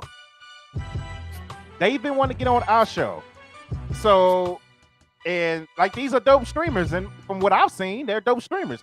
But we turn them down because they're into some type of beef with Hill Bitch, right? So we're sitting there like, all right, let's just forget networking and expanding our brand with other people and mixing in our audiences with other people. And let's turn it down because they got problems with Hill Bitch, and we don't want to have that type of problem because we're not in that situation. We're trying to be cordial with everybody. Everybody that come through know me and Dark get along with everybody. We don't beef with nobody unless you give us a reason to beef with you. And then, like, anytime I had any type of argument with Boss Man, when Boss Man was saying some racist shit, like, we should have segregated Little Mermaids and shit. The white people should have their own mermaids. Black people should have their own mermaids. Nobody was talking to Hill Bitch, but Hill Bitch decided to get in the conversation. And it was like, yeah, man, I agree with Boss Man. Ha, ha, ha. Shut your dumb ass up, bro. Because nobody was talking to you. Nobody was talking to you. You know what I'm saying? And you get in the conversation, but you wanna act like a little baby because you mad Buff Bagwell didn't stay in your chat long, because Buff was getting into everybody's chat. That's why he didn't stay long, because he went into Get the Tables chat. He went into Boss Man's chat. He went into Big Willie's chat and like a few other people. At the tables, yeah, everybody. Yeah, he went into a whole bunch of people's chat, and everybody else appreciated it because it's a professional wrestler or former wrestler. I don't know if he's still wrestling. I think he is, but a guy that was in the Attitude Era, and he decided to hop on Twitch, and go into people's chat, normal people like us. So everybody appreciated it, but you, Hill Bitch, had to get mad because he only stayed 5 minutes. So now your entitled ass think that somebody owe you something. He didn't have to come in there and chat with your people at all. But your entitled ass felt like, oh, he didn't stay long in my chat, so this ain't the real Buff Bagwell. This is his press team, and they just trying to get money off of us. That's what he's doing. Buff is he's not trying to get his life together, which that's a lie, because he is getting his life together. He's working with DDP. DDP is notorious for getting people together. Ask Scott Hall, ask Jake the Snake Roberts, ask other wrestlers that he's getting into. Come on, bruh. And he's going to DDP every week. It's a weekly thing. He's been talking about this. If you actually pay attention, Hill Bitch, he's been talking about this on numerous podcasts. And he's going off on everybody's podcast saying what he's doing. Saying I'm getting my life together, and he said, yeah, I did F up back in the day, but now I'm living a different life and I'm trying to get it together. That's why he goes by the rebuild Buff. stuff that he's doing because he's trying to get his life together, and part of getting his life together is showing love to wrestling streamers on this platform that we own, which is Twitch. And you almost fucked it up for everybody because your entitled ass was mad because he wasn't in your stream longer than 5 minutes. Boy, eat a bag of dicks. And then you go sit here. Go ahead. I was gonna say, well, that's the thing too. Like having a verified check mark next to your name seems to make him think that he is king shit. But it's ridiculous. Like when I came into the wrestling Twitterscape, or I'm sorry, Twitchscape, the one thing that I learned more than anything was, and the one thing that I appreciated more than anything was that not just you, but I found out that everybody else was just willing to just do their best to try and help everybody else succeed. And that is the best thing about this community, is that we all want to see each other shine. Now, Buff is trying to get his shit together, and he's coming into this community much like you did, Dope, much like I did, and he's trying to use this as a platform to just talk to other people. And now he's getting, just because, and it's only because he was a wrestler and because he's made some mistakes, that Josh thinks that he can come in here and talk to this dude and act mad disrespectful. And Buff literally got onto Twitter and said, well, I guess this is why I can't do this then. Like, yeah. Buff was going to just stop, right? If a parade of all of these other streamers hadn't gone underneath that and said, hey, hold on, slow down. Like, no, we want to help you. Like, this is not a representation of the wrestling community on Twitch. Right. Buff Bagwell would have been gone. And that's a problem. That was the biggest problem for me. It's just like, how the fuck dare you go in here and just like try and do that? Like, just because you're fucking verified, like, and man, the rest of that day was beautiful because I was just seeing this man get roasted the rest of that day. So much to the point where he just deleted everything. But I mean, listen, screenshots. Yeah, I was gonna say screenshots exist for a reason. So. And I got screenshots too. I just didn't put them on the stream today, but I got them. But yeah, you about to mess it up for everybody. Listen, he about to hop off. Yeah. You about to mess it up for everybody, dude, because you entitled bastard. You entitled bastard. And bro, again, I've never had a problem with him, even with all the BS. I've never had a problem with him. Never said nothing about him like that. We never said nothing. I used to send him raids. It was a time where I even got a raid from him back in the day when I first started. So I don't get where the heat comes from with this guy. Because I've never had any problems with this guy. So he backtracked and deleted all his tweets. What up, David? What's good, man? And I'm like, it's too late for that, bro. Like, it's too late for that. I had to go into Buff's stream that day. Like, literally, Buff was still arguing with Hill Bitch while he was streaming.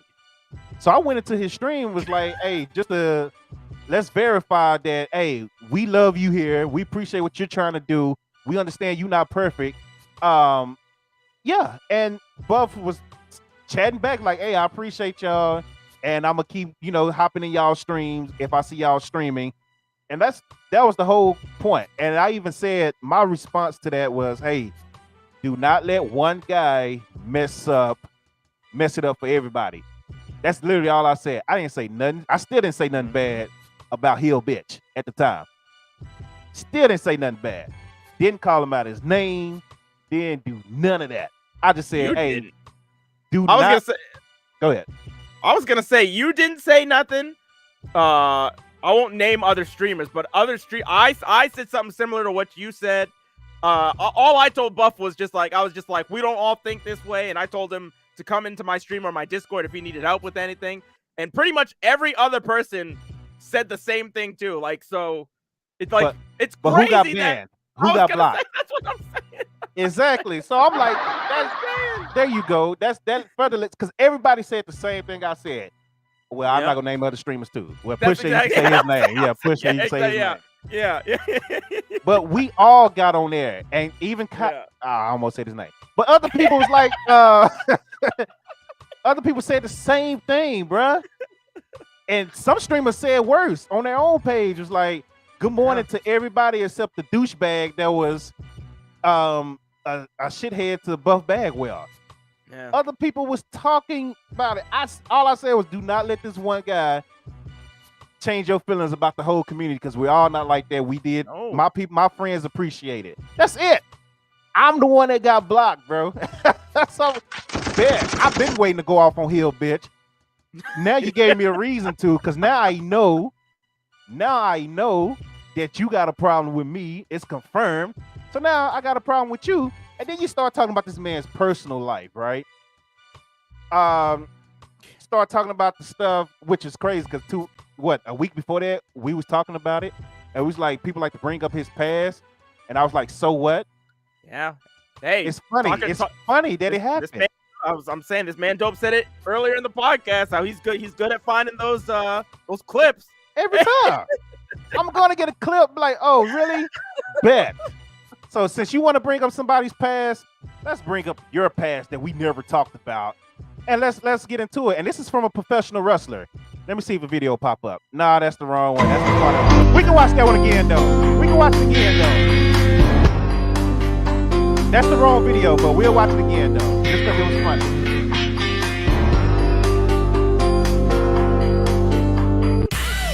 Velveteen Dream. Velveteen bitch. Hey.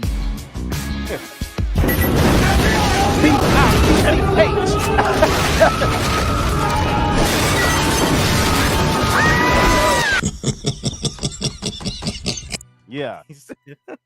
Velveteen bitch. B-I-T-C-H. There we go. Now let's get to the real video. If I can find it, I had it on here. Let's try it again. Oh. Go ahead. Gonna say Dunk said he was in Willie's stream when Buff popped in and he marked out. That's what I'm saying, man. People like Buff Bagwell. Like, this guy's just trying to to talk to his to the people in there. And his first stream was cool. So yeah.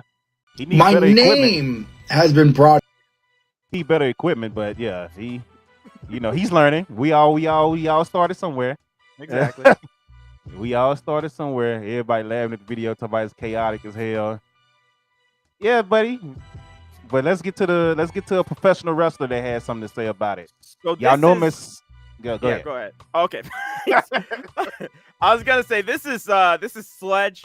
I remember this being brought up before too, around the time that all of this stuff came out about Heel Josh. This guy's name is Sledge, and he is a professional wrestler that he did work in Ring of Honor before it collapsed and was bought by Tony Khan. So I don't think he's working for them now. So yeah, but go ahead. Yeah, so he was released, and he's gonna talk about it in this video because Hill Bitch decided to ask him about the release. Yeah. So and not in a good way. Like he'll tell you. I'll let him tell it. Let's get into it. Since you want to bring up everybody's personal stuff, like you just really clean right now. Like, okay. Josh. On this situation a number amount of times. More than I can count. And I've never cut a video on this, but I think it's time that I cut a video on this. And the 1 minute was not enough. Trust me, I tried. So now you get 3 minutes. And I'm going to say everything I want to fucking say on the Heel Josh situation. First off, you're a fucking scumbag. Just going to start off right there. All right? What you did to Jamie was wrong. The reason why your Twitch stream looks so damn good is because of her. Talk to her. Okay? Don't sit there and say, I bought everything myself, because we all know the truth, bro. Come on, man. You live with your parents, dog. You don't have a whole lot of bills. Come on, homie. Let's get real. You hitting me up while I was getting released. Asking me how I'm doing. Asking me, can I confirm or deny? Like you're some knockoff Dave Meltzer or some knockoff Sean Ross Sapp. It is what it is. I can live with that. I had a number of people reach out and ask me if I can confirm or deny that, so I'm not really too worried about that. Stealing money from your community. $3,000. Yeah. I was gonna play that saying video too, that but I you left that needed alone. money to go to Ziggy's Outlandish Paradise. They got proof. And then telling your community, Twitch said I couldn't go. But then you turn around and tell Ziggy that you were scared of COVID. Huh. You forget, Ziggy's one of like my closest friends, bro. Like one of my best friends. Shh. But the biggest douchebag move of them all, that trumps everything else, is you being a little pedo. Talk to him. Talking to underage females. An underage girl. And I know your community. Show us proof. Show us proof. He's innocent. Trust me, we've all seen it. They've been on mine. They've been on Heel Kevin. They've been on Panda. They've been on Comic Book. They've been on all of us. All right? But you know the law that they legally cannot do that. But there was a Discord call with the victim coming forward. Now, do you think I would believe your community over one of my good friends, Heel Kevin? Fuck no. You're a scumbag. And remember this. Appreciate it, Richie. Karma's a bitch, dude. It really is. And we know you're back on TikTok. And we know you're back on Twitch. And it is what it is. You know what I mean? But karma's a bitch, bro. And trust me, it's going to come back to you. And it's going to bite you in the ass. So enjoy your time while it's short-lived. And there you have it. From a wrestler himself, Mr. Sledge, formerly of Ring of Honor. I don't know if he's wrestling right now. I know he's on Twitch, so he's doing his thing. Make sure you follow him on Twitch. Yeah, that's what it is. See, stuff like this, we've been knowing.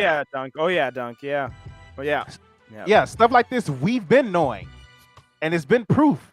Like, it's proof out there. There's one video that I was going to play that I decided not to, where it's proof of him in Discord saying how he took somebody's money that he raised. He raised money for cancer, and he took that money. He gave half of it to the person, kept the other half to buy some shit. They screenshot it and put it in the video, but I wasn't even gonna bring that. I'm not even gonna play that one, because this one right here is enough. You see what I'm saying? So we've been knowing this stuff. And again, we did everything we could to avoid any conflict with this guy. We still kept it cordial. Never said a word about this guy. And you seem to have a problem with me, because I tell Buff Bagwell not to listen to your foolishness. And, don't let this one guy distract you from everybody else that's on this platform. So, speaking of another guy, let's get back to the Sasha Banks Naomi thing. Because defending Sasha Banks Naomi, I had a streamer, never heard of the guy before until yesterday. Is that guy a streamer too? Yeah, that's how I just looked into his stuff and found out he's a streamer too. Oh, okay. Yeah, never, because if I would have known he was a streamer, or if I would have heard of him, I would have followed him back. That's just what I do with streamers. If I know you stream, and if you follow me, except two guys now, y'all should know the two guys that I just refuse to follow. But one of them just blocked me, so there's that anyway. But yeah, if I know you're a streamer, I try to support you because I'm a streamer too. It's all about growing and building. That's just what it's about. So the more streamers I can connect with, the better for all of us. Your community mixing with my community mixing with whoever community. Everybody community comes together and make one huge community. Everybody's winning. It's not hard. It's really not hard. It's not hard at all. So, but yeah, this guy come to me talking about, oh, you being a white knight because you want to smash Naomi and Sasha Banks. I'm like, bruh, do you even know what the hell we do? Do you know what we do? We have a weekly show for over a year now. Shout out to us for making it a year. 2 weeks ago, it was a year. Really? Yeah. Damn. According to my YouTube history, it was a year. Hey, let's go. So shout out to us for that. And this is how we got to spend our year talking shit about some scumbags. This is how we celebrate. Hey, yeah, happy anniversary. This is how we celebrate. So yeah, it's been a year. So a year of legit wrestling content. legit wrestling content, not no BS. Like what's the guy name that I always talk about? JD from NY, bitch ass. None of that BS stuff. We don't lean one way over the other. We not E drones. We not AEW drones or whatever y'all call it. We not Right Impact drones. We just call it how we see it. Yep. Straight. It's legit, and we tell you why. Look, Jobber Nation, boy. Oh man. Oh wait, King said I've been. Hey, King. All right. Only reason you ain't banned right now is because you just subscribed a couple of weeks ago with your punk ass. As soon as that subscription up, you banned, buddy. Oh man, Dave, man, yeah, I remember that. But like it's legit. We do watch-alongs. We do all that stuff. Like we don't do nothing that's out of the ordinary. We're not homers to nothing. Like it'll be a week where we like something better than something, of course, because somebody's got to have a better week. That's just what it is. Yeah, that's just what it is. So it's crazy to me that you got people who don't know me like that come in and make up assumptions and say something outlandish like that. Oh, they lucky to have a job. Only reason you talking about them because you want to smash both of them. First of all, my lady has a bigger ass than Sasha Banks. If it's not bigger than Naomi, it's neck and neck. If it's not big, I want to say it's a little big, but Naomi's been showing out lately in the past. But point is, I have a lady. I'm not sitting at home like these base nerds on YouTube looking all cockeyed and shit, got 4 teeth in their mouth with a dirty ass white shirt that's dingy as hell. Your shirt's supposed to be white, but it's brown. The funny part about that interaction was that he said that to you, and then you came back with your thing, and then he tried retweeting it, and then he tagged his friends, and his friends just like, dude, what's his problem? And he's just like, I don't know. He's just upset because he can't get any females or something. And then it's just like, bro, it's like what you screenshotted and just like you screen recorded the whole interaction. Like you're out here talking nonsense. That's what. And look, he like, still what didn't are you talking about, bro. Like, in his little screen video. He still didn't post the whole conversation. He hurried up and did like 4 seconds and scrolled up real quick. I was like, that still wasn't the beginning of the conversation. Like, what in the world? Show them what you really said, Trish. Trish, trust me on this. I was ringside at Mania when they won. And they came to the barricade that I was standing at. Don't think I didn't look. Trust me on this. I trust me. I'm good over here. Dope did it for science. Dope did it for science. Exactly. There you go. That's my story. We sticking to it. So, yeah. So this fool talking about, he trying to tag his friends and then act like I wouldn't go see it. And the only reason I did see it is because Dynamite called him out. So shout out to Dynamite, because if Dynamite didn't retweet it, I would have never saw it. Because I don't follow that guy because I don't know who the fuck he is. So anyway, I see it. So I'm like, oh, bitch ass didn't tag me, so let me tag you. Because I'm really with the shits. Like seriously, my patience is going away. I'm really with the shits. And when I get with the shits, it's not good. So if you go talk about me, you go try to mention me and tag your other friends, bitch, I'm gonna come to you and tag you. I don't care. And I tagged him. He still ain't had shit to say. Because I'm like, you a clown. Like, tell him what it is. So I noticed he ain't had shit to say on Dynamite's post. So better yet, let me go to your page and go to your post and respond to your original post with you and your friend talking. And I hit him up again. You on some clown shit, you don't know who you talking to, because we actually cover wrestling on a weekly basis. This ain't no E-Drone, AEW Drone, Sasha stand, Naomi stand. We just call it how it is. Mm-hmm. And he still ain't had nothing to say. Then he unfollowed me. Bitch, I don't care. I don't know you. Like, I don't care. I don't get paid for Twitter. I don't care. Like, get out of here. And I'm gonna call you out. And he was quiet. He wouldn't tag me again. He wouldn't tag me. No matter how many times I came to him, I came to your page and tagged you. You better block me.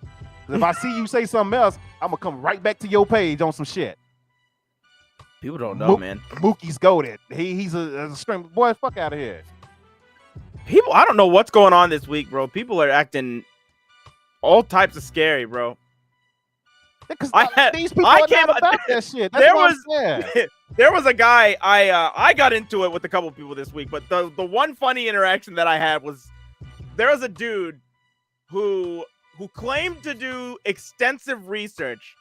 He said that he put out a tweet that said it was like something along the lines of how he didn't like the random tag team of of Swerve Strickland and of Keith Lee. He said that it was real random, that he didn't like it, and that Keith Lee should have been put with Hobbs, and that what did he say? He said who is Hobbs' partner right now? Ricky Starks. He said Ricky Starks needs to figure out his racial identity. I was just like, what the hell does that mean? Like, so somebody wrote below that these guys that Swerve and Keith Lee were a tag team on the independent scene, and he said, you're gonna have to show me because I've just researched them extensively and I see nothing of these two tagging up together on the indie circuit whatsoever. So I knew he was bullshitting, so I just decided to be smart, and I wrote underneath that, extensively researched this ratio. So it got a lot of likes. So this man decided to snitch on himself. So underneath that, he was real pissed, and he wrote, I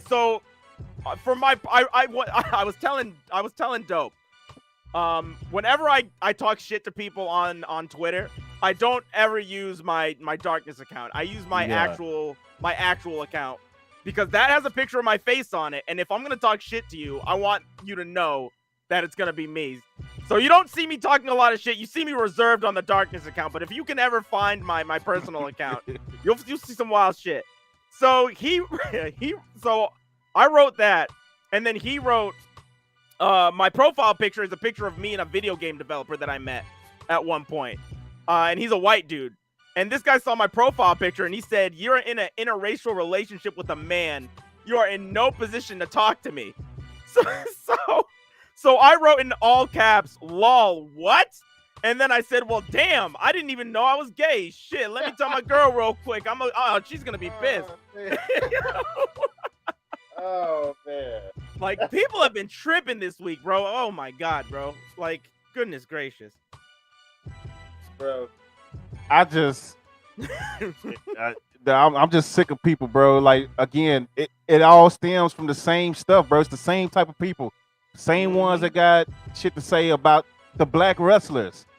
And then, like, my frustration's at an all-time high because of shit like the Buffalo shooting that happened on Twitch. It was on Twitch. He was live on Twitch when he was shooting these people. Mm-hmm. You know what I'm saying? And how you not ban somebody after the first person gets shot? Yeah. 10 other people get shot and it was all recorded. Like, you hear one gunshot, that shit automatically set off Twitch. I've been banned for way less.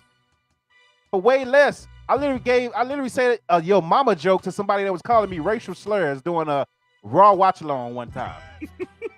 And got banned for bullying. Lord. Immediately. Got banned for bullying because I said something about this dude mama. It's like, come on, bro. But you can kill 10 people live and don't get banned until after it. The thing was over. The stream was over. Then you ban the account. So what? He only got on it for that one. You should have stopped him immediately and banned his camera. But he was able to shoot 10 black people. Like, and then I saw that thing that you saw too, the Facebook status that you yes. People are already making fun of it out here. I'm just like, bro. Like, so my nerves are short as is just with regular stuff. And then you deal with dumbass wrestling fans and wrestling streamers, entitled dickheads, because you got a check by you. Fuck your check. You ain't doing shit. You ain't shit. You ain't been shit. You just an ain't shit streamer with a fucking check by your name. Period. You still a dickhead ass boy that live in the basement of your mom's crib as a grown man, but you always sitting there coming towards people talking about how much money you got. You stole the money. Your streamers, your fans are sending you money. Your fans are sending you money. And you're claiming that it's for a trip to Zicky Dice. You claim it's a trip for cancer awareness. And you do all that crap. And then you steal half of it. And then you turn around and be like, oh, I got so much money. Bro, you ain't, man, boy, you ain't shit. You entitled piece of trash. Listen, you ain't shit. Dope, if I ever get a check next to my name, push. Push like, let me take out my check. Shit. If I ever get a check next to my name and I start acting like this man, just call it quits with me. It's a wrap. All right, bro. I'm gonna get on the show and be like, it's canceled, bro. We're done. yeah, we're done. I'm gonna cut a Michael Cole promo like they did on Sasha and Naomi. He let us all down. Yeah, he let the millions of you guys. He let us all down, guys. Like he was supposed to get on. He got a check by his name, and he just threw his computer at me and said, "I'm done." So that's it. That's it, buddy. We're done. So it's just, bro. Let's say he gonna come after you for real. Hey, we gonna have to go up the Maine, man. Oh shoot. Hey, let me ask you this before we get off. Do y'all have an Arby's in Maine? We did. I think we do. We have one in Portland. We had one where I lived, but then we got rid of it for a weed shop. So, well, I can't be mad at that. Can't be mad at that. The Dark let us all down. Yeah, Dark let us all down. Dark let us all down, man. I've been trying to tell y'all, Dark was the heel, man. He just be playing conservative. Dark is the real heel here, y'all. I'm trying to tell y'all. Y'all just don't know him like I know him. Dark is the real heel, man. That's all right. One day it's gonna come out. That's all right. One day it's gonna come out. But the whole Joe Black thing, bruh. Oh, shut up! Don't touch your fan. And the whole Sasha and Naomi thing. Shut up and wrestle. You should be grateful that you're working for WWE. Like, who are you talking to? These guys, Jesus. And where people that are saying that about a wrestling show too. I can tell the people that are saying that about that Joe Black situation have never been to an actual wrestling show at all, especially an indie wrestling show. Yeah, I was gonna say, yeah, especially an indie wrestling show, because it's just like if you go to an indie wrestling show, like the reason I personally love indie wrestling shows so much is because they're so personal. Like, not only are you closer, but like during intermissions, you can actually go and talk to these guys. Right. It's a better feeling. So like the fact that these wrestlers are there and they're putting on a show for you and they're so close, that's a privilege.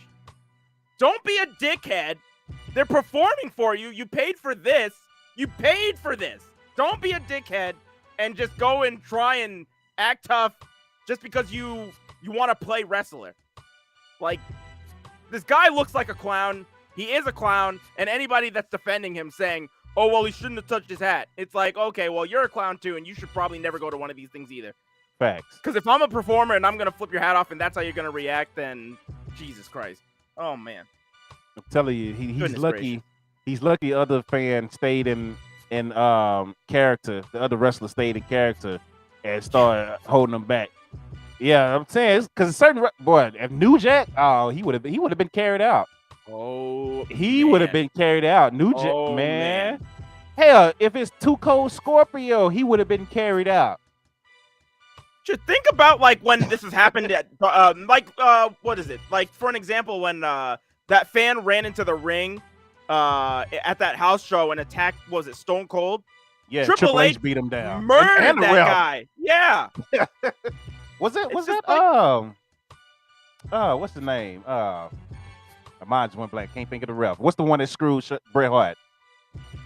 Earl Hebner. Yeah, Earl Hebner was in the ring kicking the mess out of him while Triple H was punching him. It's like, come on, man. Like this, it doesn't matter where it is. You don't just hurt the talent like that, man. It doesn't matter how much heat they have or what. It's like, goodness gracious. Speaking of FTR caught that man clean that attacked Bret Hart during the Hall of Fame. He's walking him up the ramp. bow, right hand. That boy dropped, he picked him right back up and kept him walking. Like, nah, you still coming backstage with us, buddy. We're gonna beat you up before we hand you over to security. Oh yeah. Yeah, man. I'm telling you, that dude got lucky. He got lucky. The other guys started holding him back. I'm telling you. But that's the show, man. Superstar of the week, wrestler of the week, and we out of here. I'm gonna give the superstar of the week to Konosuke Takeshita because he had a great match against Hangman Page. But I also want to give an honorable mention to like 3 other people. So I'm gonna give an honorable mention to Page as well because his match was great.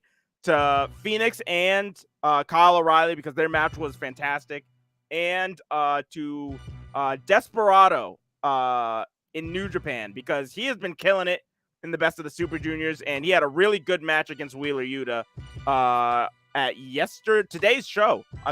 So shout out to all of them. I'm gonna give Dynamite the show of the week.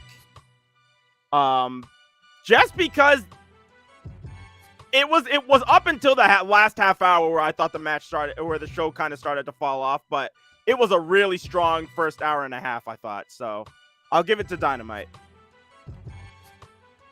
I get a superstar of the week to the Usos just for finally unifying the tag division. Hopefully they can. We'll see what they do with it. Actually, no, I take that back. I give the superstars of the week to Naomi and Sasha. You know what? I do the same, actually. I do the same. Yep. I give that to Sasha and Naomi. Yep. I agree. So superstars of the week, Naomi and Sasha. 'Cause even while they're not there, they're still the most talked about two in wrestling right now. So yeah, Sasha and Naomi, and they did their thing. Mickie James, I thank you for Mickie James speaking up, saying she's completely behind them too, and she applauds them. You know, when I saw that too, that's another thing I forgot to talk about. When I saw that too, like the thing that like kind of made me more upset, everybody that comes into my channel knows how much I love Stardom, all women's promotion, fantastic, my favorite promotion currently.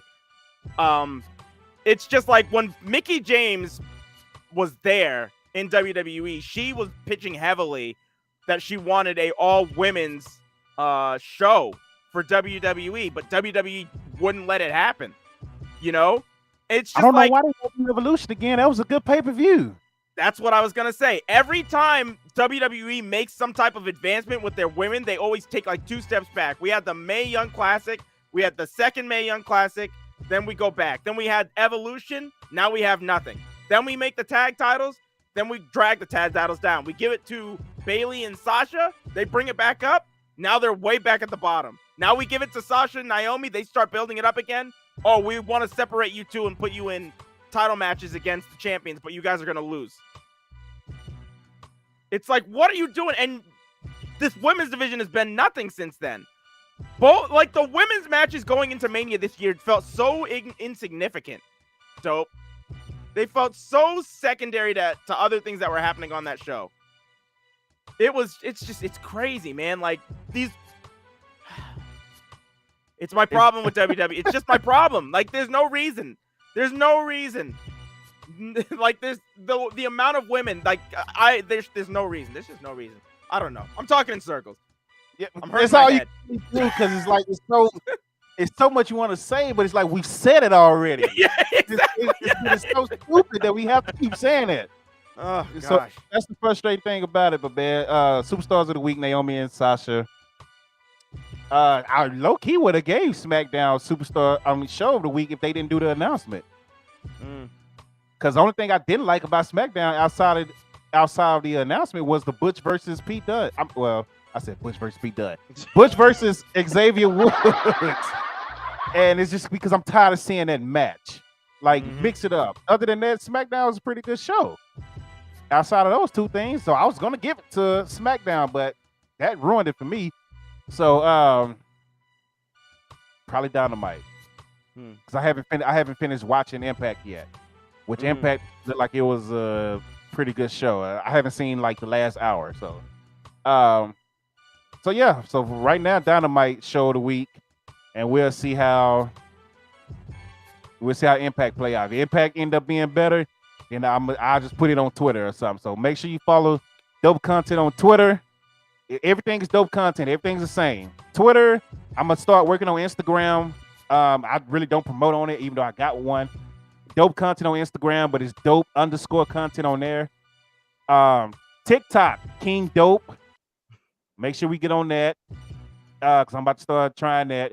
YouTube, dope content. We're almost getting there. We're getting there with the hours. Now I got to get the subscribers back to 1,000. We're like at 993. I'm like, are these bots or like what's going on? I'm about to be like Tony Khan. These got to be bots that's unfollowing. So I get the same thing on here.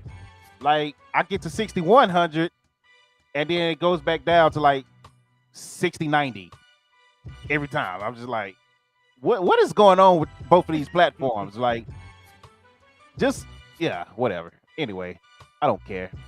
Probably half of these people don't like what I'm saying on Twitter, or the ones that's unfollowing me low key. That's probably what it is. I have been going off on people on Twitter, so if that's the case, good. I'm happy. But we've got one more week of work for me, and it's free. It's free time, so it's about to be stream heavy pretty soon. So we're about to get it. It's about to be stream heavy. Dark, what you got, man? So earlier today, Max and I watched a little bit of Stardom on the 55 Dark Avenue account. So let me put that up there. We watched Koguma had a title match against Azume for the High Speed Championship. So we watched that. Then we watched the 5-way match to crown the new leader of Queen's Quest, which was a really, really, really good match. So I suggest you guys go and check that out. Then we also watched some more matches from the Best of the Super Juniors. So far, that has been really dope. There was a lot of days that we missed from the Best of the Super Juniors tournament, so we kind of cherry-picked some of the better matches from each days. Ended up watching Desperado versus Wheeler Yuta, which was a really good match. What's his name? Hiromu Takahashi against the X Division champion. What's his name? In Impact. I almost said Trey Miguel, but I forgot he lost to Ace Austin. Ace Austin, yes. Hiromu versus Ace Austin was phenomenal, and I don't want to say too much, but yeah, just go watch that match. That was a really, really good match.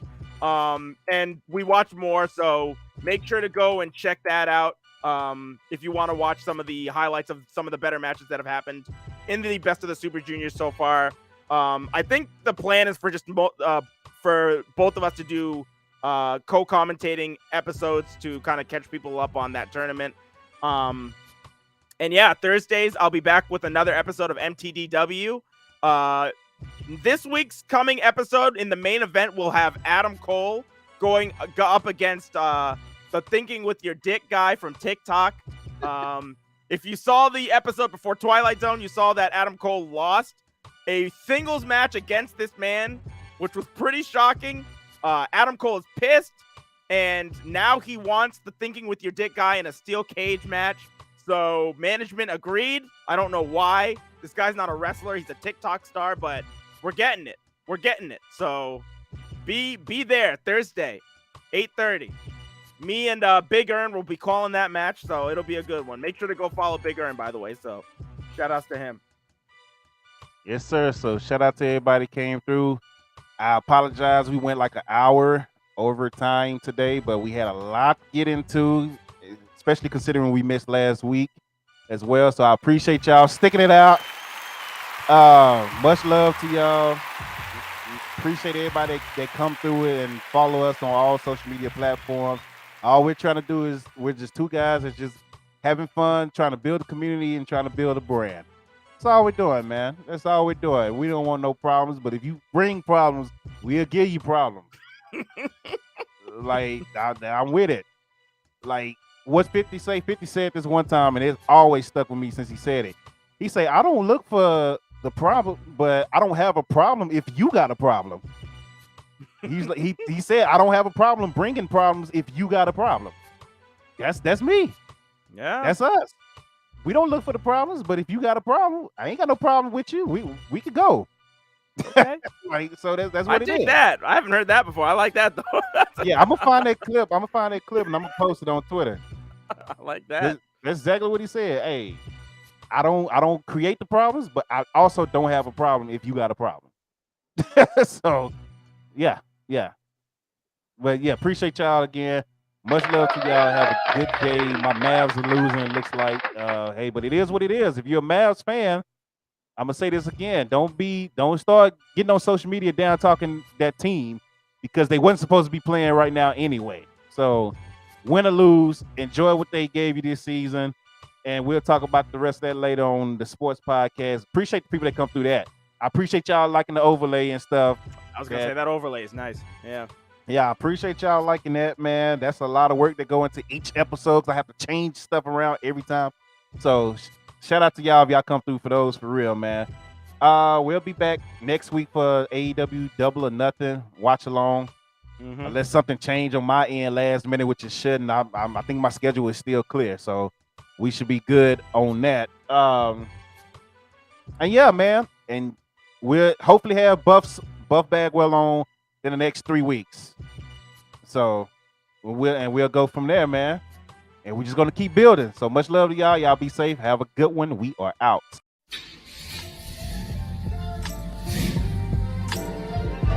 Tougher than a Teflon. All the dope I stepped on. Real, get the rush gone. Been that nigga, what else you want? Power, powder, respect. I want that money and power and power. Money and powder and power.